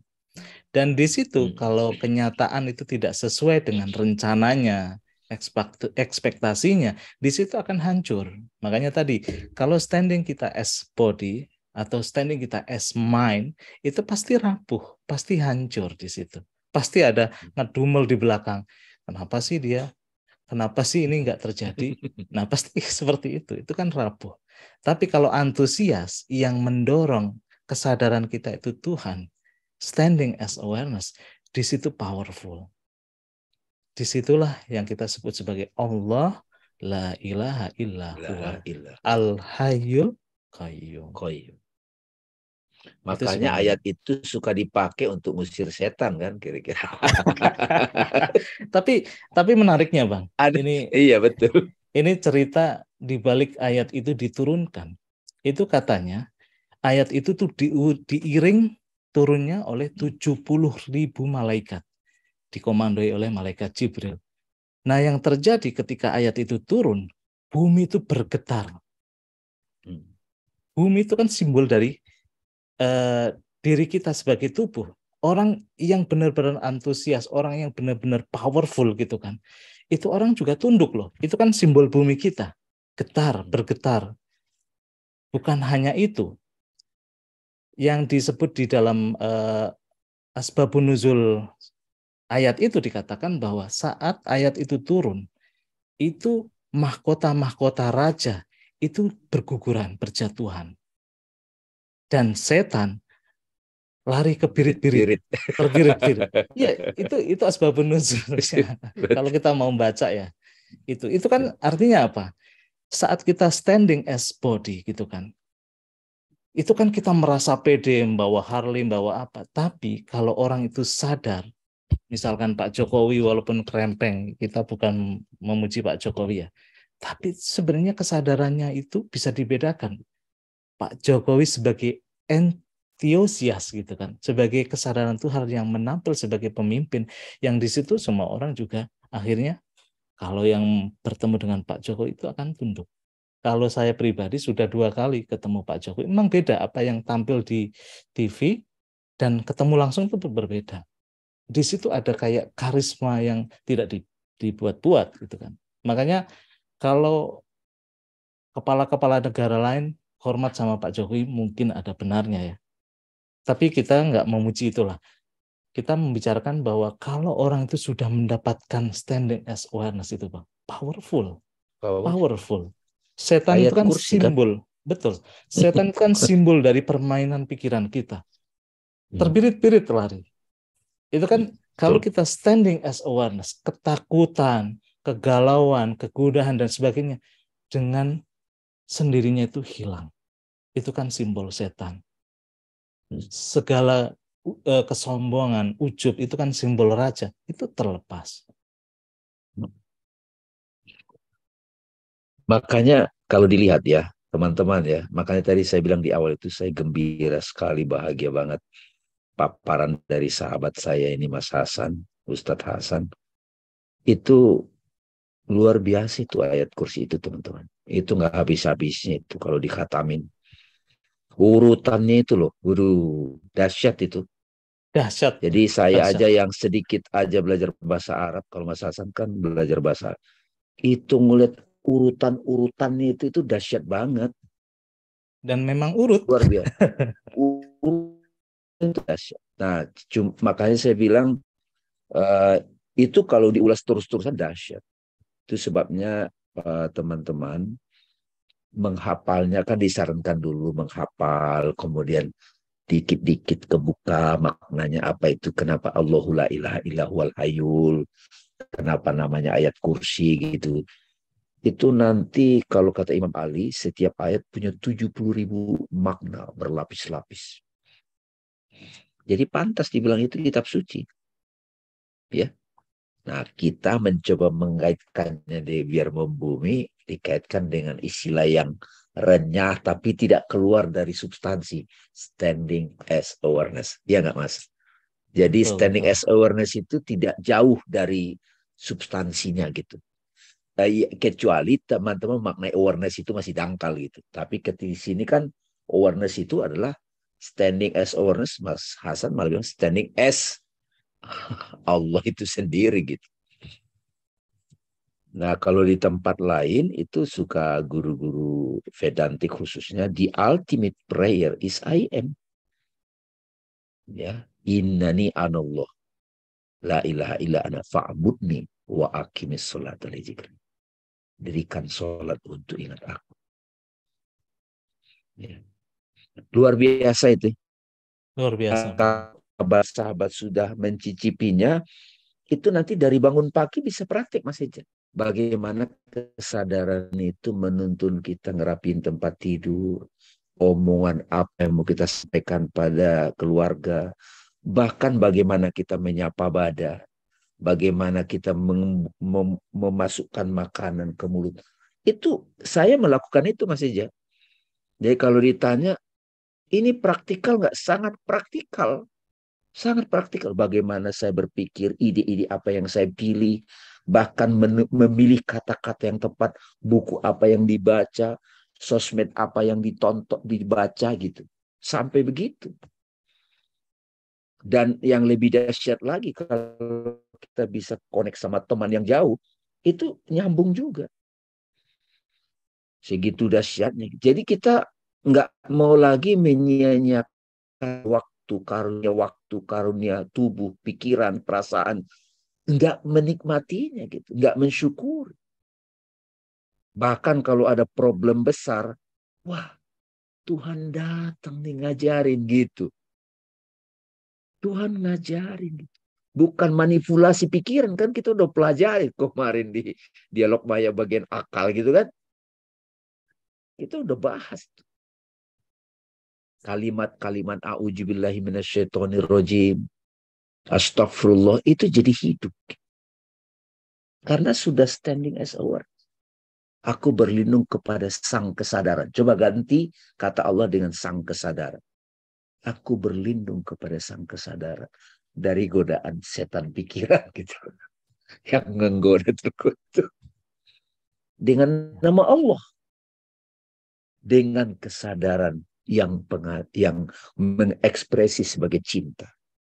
Aku melakukan tugas ini. Gitu Mas Eja gitu. Aku menjadi host. Aku bekerja. Keren banget. Perbuatan yang tidak dimulai dengan bismillah tertolak, nggak sampai. Ya benar itu. Ya tinggal praktek aja tuh. Nah pasti suka datang tuh si godaan pikiran kan. Residu masa lalu. Jadi kalau teman-teman tonton lagi Dialog Maya 1, 2, 3, 4. Wah itu kita alhamdulillah itu ya. Ya. Oke, ada yang mau bertanya nih. Denayu kayaknya mau nanya atau Bu Rodia siapa? Nggak mau menanya nih atau gimana, Mas Eja? Assalamualaikum Bang, Mas Hasan, Mas Eja. Nggak nanya sih Bang, cuman dari tadi Mas Hasan, Bang Dame memaparkan ini tuh gemeter saya. Bener-bener gemeter. Kalau dulu baca buku Standing as Awareness juga saya baca. Tapi pada saat baca saya belum mengerti. Terus berulang kali nelpon Mas Hasan, belum dapat juga waktu itu kan. Dikasih ya sebutnya apa, problem yang besar-besar ya Mas Hasan. Belum terasa juga, tapi kan semua yang datang itu benar-benar menguatkan dan benar-benar membawa kita ke kesadaran layar itu ya Bang Dame. Ya standing as awareness ini adalah kesadaran layar. Jadi tadi pas Mas Hasan, wah ini sih saya benar masih gemeter. Yang ini tuh bisa dibilang kata-kata surgawi yang kalau kita dengar benar-benar gemeter karena dibuka semua sama Mas Hasan tadi sama Bang Dame. Yang saat-saat kemarin atau 2 tahun berjalan saya belajar tuh kan berarti belum menyadari itu gitu. Sampai masalah-masalah besar yang datang ke saya itu kan penguatan-penguatan ternyata untuk saya mengerti itu. Terakhir kemarin orang tua saya kena gempa Cianjur. Itu juga pas awal pertama dapat lihat nih ada informasi malah kerasa kan ke Bandung itu gempa. Saya cari tahu ternyata di Cianjur selama beberapa detik. Nah, di situ kan saya masih pakai pikiran tuh, masih panik sebutnya untuk cari tahu gimana keadaan orang tua. Nah, seperberapa menit atau sebutlah 30 menit dari situ tuh saya masih di situ. Terus habis dari situ orang tua saya nggak bisa dihubungin selama beberapa jam dengan saya tahu keadaan rumah ada yang bagian rumah yang roboh gitu. Ya kembali ke kesadaran itulah salah satu-satunya zikir itu la ilaha illallah qul huwallahu ahad. Menyadari itu yang bisa membebaskan kita dari semua hal yang terjadi sama kita kan gitu.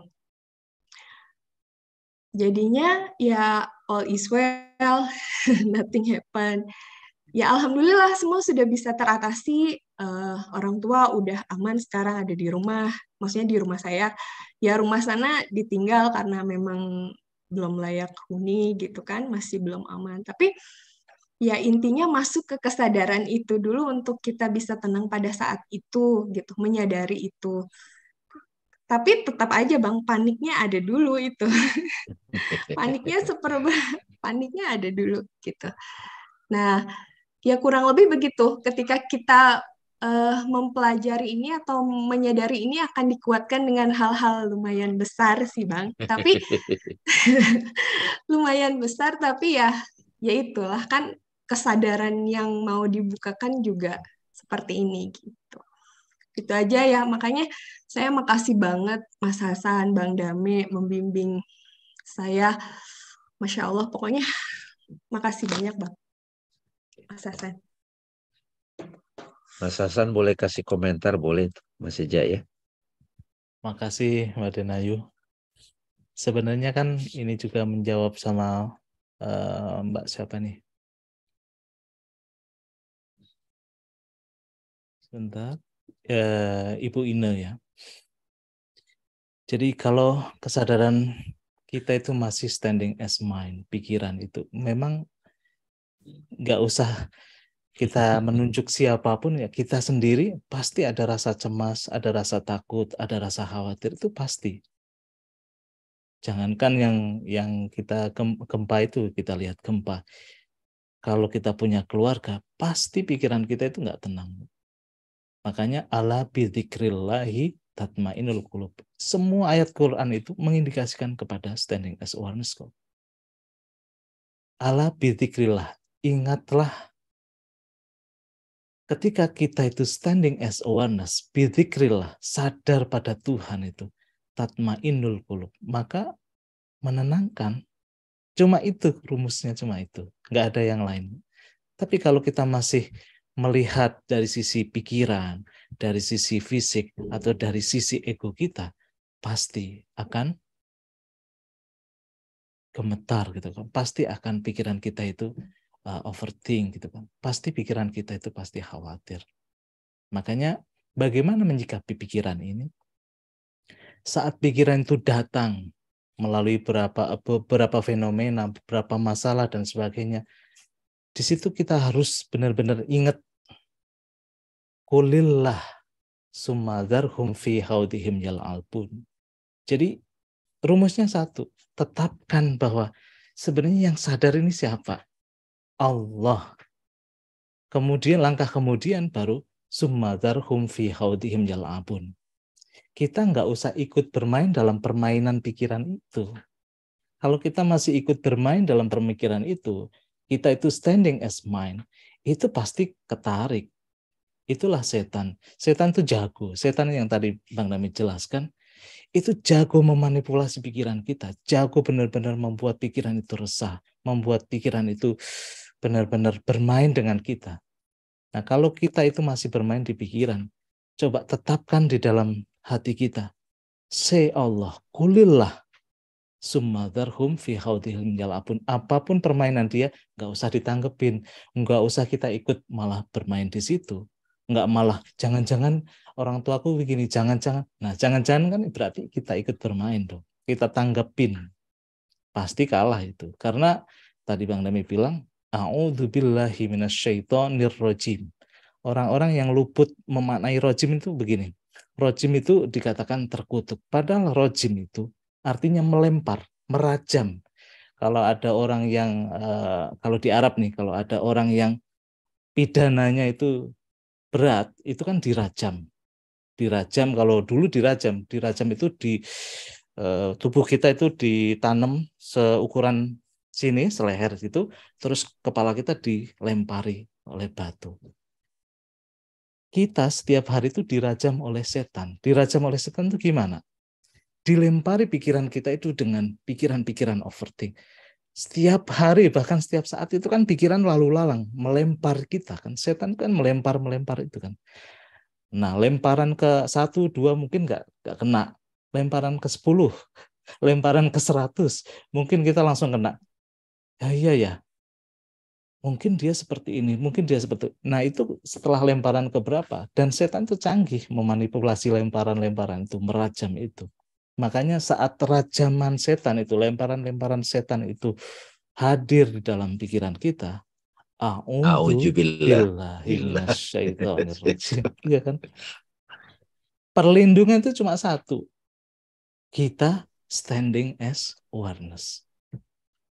Itu cuma itu. Jadi kita berlindung kepada Tuhan. Berlindung kepada Tuhan ya berarti kita hidup dalam kesadaran Tuhan, bukan hidup sebagai kesadaran pikiran, bukan hidup sebagai kesadaran tubuh. Makanya tema ini sebenarnya luar biasa. Standing as awareness itu membuat diri kita itu benar-benar al-aliyul azim. Kita itu benar-benar powerful, benar-benar maha tinggi, benar-benar hebat. Kalau kita sudah standing as awareness itu, penutup dari ayat kursi itu, wa huwal aliyul azim. Dialah yang maha tinggi, dialah yang maha hebat. Nggak ada yang paling hebat itu. Kalau kita masih ada ketakutan, berarti kita belum standing as awareness. Kalau kita masih, ini kan tiap hari, kalau kita masih ada khawatir, berarti belum berlindung kepada Tuhan, belum standing as awareness. Itu Mbak Denayu. Thank you, Bang Dami. Ya, saya tambahin sedikit teman-teman yang mendengarkan ini. Ada 2 hal yang mau saya sampaikan dari sharingnya Denayu tadi. Pertama, pada waktu sekarang kita bicara standing as awareness, mudah-mudahan teman-teman mengerti apa itu pengalamannya, gitu. Apa yang dimaksud gitu. Kalau saya sebut air, teman-teman merujuk pada yang di gelas gitu ya. Kalau saya sebut benci, kita merujuk pada pengalaman kita tentang perasaan benci dengan segala konsekuensi. Kalau disebut standing as awareness, itu kan berarti kita sudah, siapa ini yang menyadari pikiran?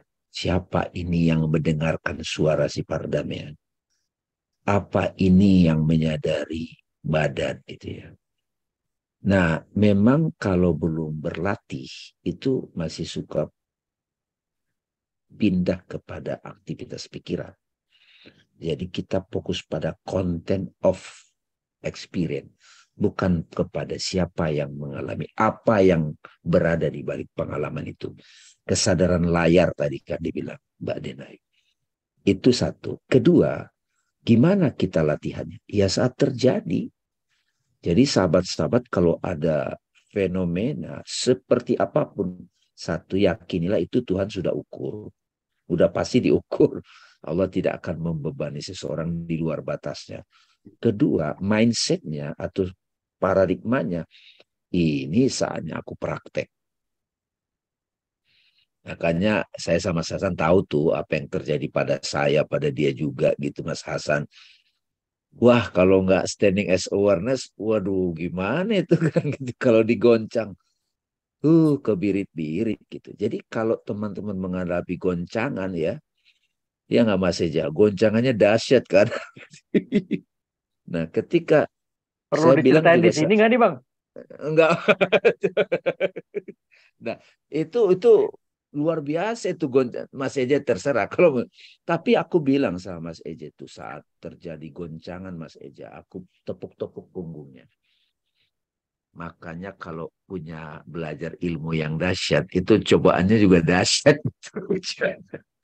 Dan apa yang paling kita pegang sebagai ilah, ingat itu dihajar. Kalau nggak dihajar, nggak ketahuan kita udah standing. Tapi berita baiknya, begitu kita udah standing as awareness, coba tadi, milik Allah apa yang ada di langit dan di bumi. Ya, kita mau mainkan apa? Itu dahsyat itu Mas Ija. Ya kan? Lahu ma fis samawati wa ma fil ardh.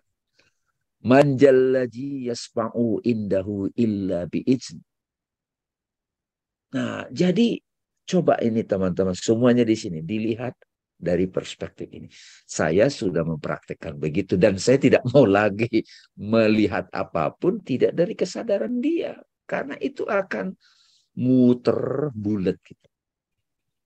Dan seperti yang Mas Hasan tadi bilang, kalau kita ketemu guru yang sudah standing gitu, dia juga ngajak kita ke situ gitu. Tapi kalau dia misalnya ustadz atau pastor atau kita panggil guru belum standing, ya dia gampang juga, pasti gampang gitu. Kabur malah karena kalau udah kabur guru saya, ustadz saya, pastor saya kabur, gua kemana kan gitu. Itu memang begitu gitu. Nah itu kan kita jadi waduh gitu. Jadi ujiannya masih ada. Makanya saya bilang juga nih sama teman-teman. Kalau mau, ini di awal tadi, ini direct path. Tapi kalau kita udah standing as awareness, wah luar biasa. Kita bisa menangis terharu. Makasih Tuhan. Aku akan menjadi pendengarannya ketika dia mendengar. Aku menjadi penglihatannya. Coba Mas Eja. Ketika hambaku itu melihat. Hadis tadi itu. Ya. Jadi kita jadi paham kenapa wali-wali Allah itu para guru, para ya dari tradisi mana, agama mana. Gitu Mas Eja. Ini sampai jam berapa ini kita nih? Cukup ya Mas Eja mau sharing? Silakan. Oh enggak. Enggak Bang. Enggak, ini saya Nanti lihat dari dicoba gitu ya. Enggak kedengaran suaranya. halo. Ya. Jadi dari tadi ini saya lihat Mas Hasan kayaknya karismanya naik nih Bang, menanjak gitu Bang. Kalau saya lihat di layar nih, gitu loh. Hebat sekali nih. Karena Gimana backgroundnya teman-teman? Mas Eja. Gimana teman-teman? Apakah sudah cukup atau ada yang ingin ditanyakan kembali? Silahkan, mumpung masih ada waktu. Assalamualaikum. Waalaikumsalam Ya. Pak Adri, Ya, silakan. Bang Dame, selamat malam Bang. Mas Ya. Reza dan Pak Hasan, salam kenal. Ya. Terima kasih saya sudah bisa menjadi bagian dari kajian ini. Saya sudah sering mengikuti Bang Dame di kajian manapun. Artinya saya malam ini ingin sedikit mengkonfirmasi ya, bahwa kalau saya dengar tadi penjelasan dari Pak Hasan, bahwa standing of awareness ini sangat tinggi gitu kedudukannya sebagai tingkatan tertinggi dari kesadaran itu gitu. Dan untuk mencapai kesadaran itu nggak banyak orang yang bisa mencapai itu menyamai dengan yang pernah dicapai oleh Rasul kita Nabi Muhammad gitu, yang selalu standing of awareness di setiap saat gitu. Artinya kita sebagai manusia biasa itu standing of awareness-nya naik turun nih. Kadang-kadang kita standing of body, kadang-kadang kita standing of mind, kadang-kadang balik lagi ke body, lalu tiba-tiba seperti yang tadi Bu Denayu alami gitu. Pada satu kejadian, reaksi awal kita adalah standing of mind dulu gitu. Kekhawatiran, kegelisahan, dan sebagainya.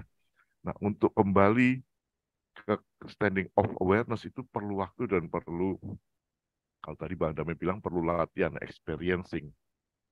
Nah, untuk mengasah ini agar kita reaksinya nggak harus melalui standing of body, standing of mind lagi.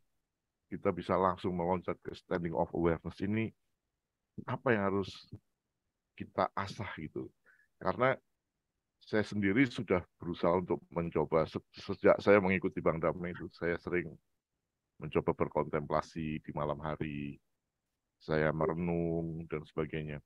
Pada saat-saat itu saya mengalami satu tingkat kesadaran yang lebih dari yang saya alami di saat-saat saya sadar secara body gitu. Ini lagi Very high gitu, beda. Saya bisa mendengarkan suara batin saya bisa mendengarkan bisikan-bisikan yang di siang hari itu berlawanan antara bisikan yang tadi Pak Hasan bilang itu setan ya. Tapi itu menurut saya bisikan ego nih, menurut saya. Antara bisikan ego dan bisikan kolbu itu sering berlawanan dan sering berlomba gitu di antara kehidupan kita selama ini. Nah itu untuk semakin mempertajam dan meningkatkan kualitas kesadaran yang sejati itu, kesadaran standing of awareness itu. Apa yang harus kita lakukan? Apakah dengan bersikir itu cukup? Ataukah ada lagi hal-hal yang harus kita lakukan gitu? Itu mungkin yang saya perlu konfirmasi dari Bang Dame, Pak Hasan, dan mungkin Mas Eja juga. Terima kasih. Assalamualaikum. Silakan, mau Mas Hasan atau Bang Dame? Mas Hasan dulu boleh. Ya, terima kasih Pak Andri. Sebenarnya kita semua sudah diajarkan oleh Nabi. Nabi saya katakan tadi adalah simbol orang yang memang sudah standing as awareness, makanya dia bisa memberikan pertolongan, memberikan syafaat. Dia sudah selesai dengan dirinya sendiri. Bahkan dia dikatakan walaupun dia standing as body, dia itu basyarun lakal basyar. Basyarun itu kan fisik, tubuh. Tapi dikatakan Nabi itu basyarun lakal basyar. Dia manusia tubuh, tapi sebenarnya tidak sebagaimana manusia tubuh lainnya gitu kan. Manusia yang standing as body, tapi bukan seperti itu. Karena apa? Dia itu badannya standing as body itu sebagai masjid. Jadi tubuh dia itu digunakan hanya untuk instrumen menampilkan kualitas Tuhan. Itu kan bedanya tadi juga sudah diungkap Bang Dami. Bedanya kalau orang yang sudah standing as awareness, itu pikirannya, fisiknya, itu menjadi pengaliran kualitas-kualitas Tuhan. Tapi kalau kita belum standing as awareness, yang kita lakukan, kita standing as body, kita standing as mind, itu yang mengontrol kehidupan kita kan fisik, tubuh, maupun pikiran. Sebenarnya untuk menuju ke sana itu sudah dikasih contoh oleh Nabi Muhammad SAW dari peristiwa Mi'raj. Apa sih Mi'raj itu? Kalau Nabi itu berkesempatan langsung mendaki menuju Tuhan, tapi bagi kita-kita itu sudah dikasih ritual. Apa itu? Sholat. Sholat itu dikatakan oleh Nabi, as-sholatu mi'rajul mu'min. Sholat itu sarana untuk kita itu bisa mendaki menuju Tuhan, standing as awareness itu kan. Tapi sholat yang seperti apa, sholat yang bagaimana, itu nanti mungkin nggak bisa kita bahas di sini lebih detail, nggak. Tapi paling nggak kita punya clue-nya. Ingat bahwa diturunkannya perintah sholat itu awalnya ceritanya itu 50 kali Mas Eja. 50 kali kan berarti kita nggak sempat ngapa-ngapain. Yang ada adalah sholat. Itu mengindikasikan apa? Standing kita itu terjaga, standing as awareness itu terjaga. Jadi habis sholat lagi, habis sholat lagi. Kan gitu kan, kita nggak sempat mikirin dunia, kita nggak standing as body, kita nggak standing as mind. Tadi kan kita standing as awareness terus-terusan gitu kan. Tapi sholat yang seperti itu tidak mungkin katanya untuk umat Nabi Muhammad. Karena satu badannya ringkih, dua kesadarannya juga ringkih gitu kan. Makanya jadi singkat cerita itu sholat itu dari 50 waktu menjadi 5 waktu. Tapi 5 waktu itu harus diiringi dengan kualitas yang benar-benar dalam. Saat kita sholat memang dinikmati. Nikmat sholat, ketika kita sholat itu benar-benar kita hadirkan hati kita sampai benar-benar terhubung, dan itu menjadi sarana kita mi'raj, standing as awareness. Dimulai dari yang kecil-kecil aja. Kalau kita mulai sholat, kita perhatikan, aku sholat itu yang sholat badan saya, atau yang sholat pikiran saya, atau yang sholat adalah kesadaran yang terdalam saya. Itu mulai diperhatikan aja. Kalau sholat sebagai tubuh, berarti kan kita ngejar setoran nih. Udah sholat cepet-cepetan, yang penting setor kewajiban. Nah, kalau sholat sebagai pikiran, berarti kan saat kita sholat, pikiran kita bertamasya kemana-mana. Rihlah. Rihlah itu kan melakukan perjalanan kemana-mana, dan itu kita alami setiap hari. Tapi kalau sholat yang sudah standing as awareness, itu contohnya kayak Imam Ali, ketika dia kena panah. Panah itu oleh Imam Ali diminta oleh sahabat yang lain, diminta dicabutnya itu saat dia sholat. Saat dia sholat, Allahu Akbar. Itu seolah-olah terlebur dalam kesadaran Tuhan itu. Sehingga tubuhnya tidak menjadi kendali. Ketika panah dicabut itu, tubuhnya tidak terasa. Karena dia tuh bukan lagi jadi kesadaran tubuh, tapi kesadaran Tuhan itu sendiri. Nah, itu juga sebenarnya pernah pribadi saya praktekkan. Saat ini Mas Eja, saya punya gigi yang sakit itu kan mau dicabut itu. Gigi yang paling ujung itu kata dokternya adalah gigi yang tidur. Gigi tidur itu kalau dicabut itu susah. Pada awal dikeluarkan alat-alatnya, guntingnya, terus catutnya itu. Takut, pikiran saya takut. Udah gitu, udah ditempelin, terus kemudian mencoba ditarik-tarik gigi itu nggak lepas-lepas juga. Makin takut saya.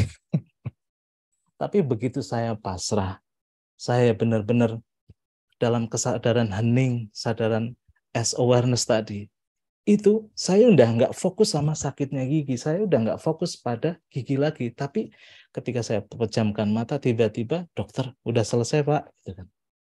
Nah itu kan setiap hari kita bisa praktekkan.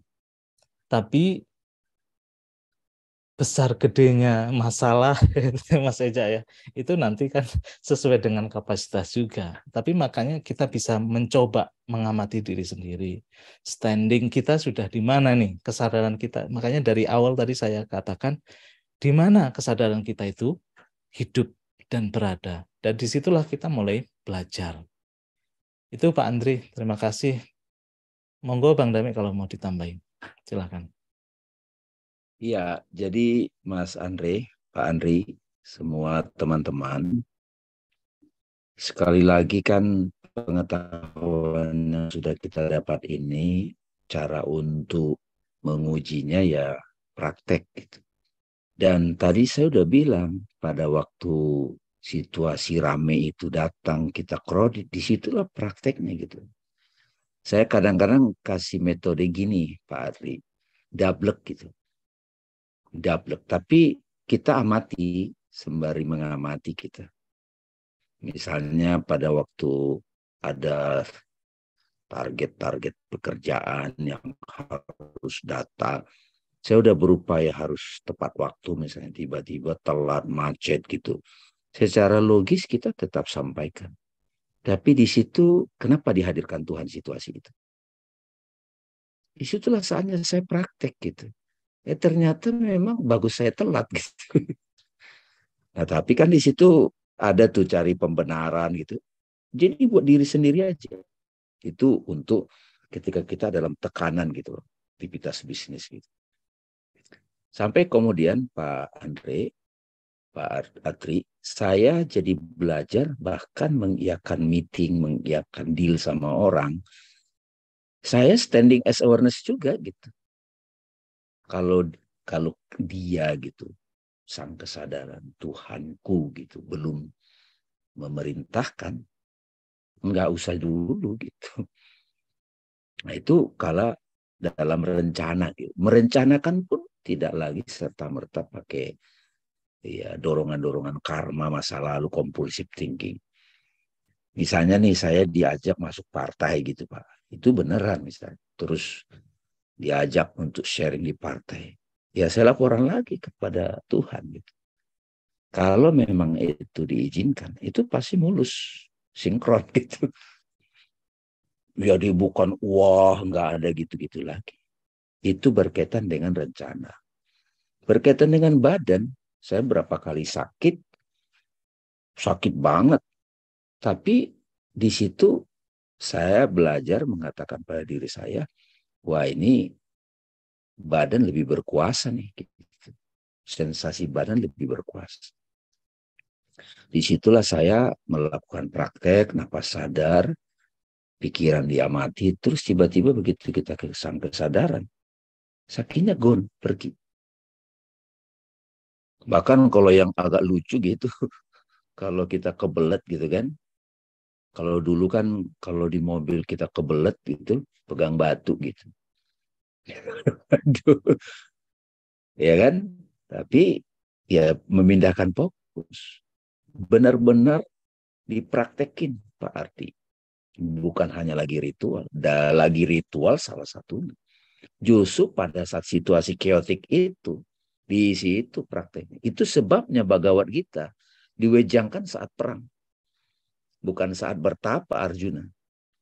Dalam situasi perang justru Bhagavad Gita itu diwejangkan Krishna kepada Arjuna. Makanya saya bilang tadi, ketika ada situasi sulit itu praktik Pak. Nah, cuman latihannya akrab dengan sang kesadaran itu dalam ritual. Saya juga menyarankan dalam daily life itu, masak, nyuci piring, nyapu, makanya ada walking meditation, yoga, tai chi, diskusi, termasuk malam ini.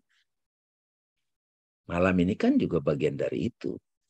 Knowledge-nya dimatangkan, saat teman-teman mendengar juga ada yang terbuka gitu, sampai tadi Denayu gemetar. Nah ini kan kita juga tidak lagi euforia juga. Wih saya udah, nah itu Mas Eja tuh yang, Mas Eja gimana? Udah ngerti nih Mas Eja nih. Lu jangan dulu Bang, nanti gue dicoba. Masih udah gitu. Saya kan Nggak ada gunanya juga Bang, bilang udah bangun, ya kan? Iya. Jadi justru kita dalam hal ini apa ya, benar-benar waspada, nggak bisa pamer-pamer juga gitu. Karena langsung dites, ya nggak Denayu. gitu. Gitu. Jadi ini sama-sama belajar kita semua. Kali Bang. Oke, makasih Pak Ardi ya. Terima Ya, kasih Bang Mas Damai, Ija. Pak Hasan. Alhamdulillah. Contoh-contoh dalam kehidupan nyata Pak Hasan dan Bang Damai ini mengencourage untuk Iya. semakin mencoba kesadaran-kesadaran sejati ini. Jadi nanti Pak Ardi, seluruh aktivitas kita itu jadi zikir, jadi ibadah, jadi dharma gitu. Iya. Insya Allah. Dalam Amin. hubungan dalam apa? Ya, oke. Setuju Bang Damai. Terima kasih, Pak. Terima kasih. Assalamualaikum. Mas Ija, silakan. Baik, kalau sudah tidak ada lagi yang ingin bertanya, kita tutup aja pertemuan malam hari ini. Dialog Maya episode ke-6. Temanya Standing as Awareness.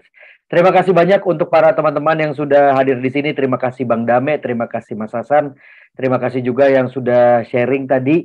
Ada Denayu dan juga Pak Adri. Terima kasih banyak. Minta maaf kalau ada salah-salah kata. Kita jumpa lagi di lain waktu. Assalamualaikum warahmatullahi wabarakatuh.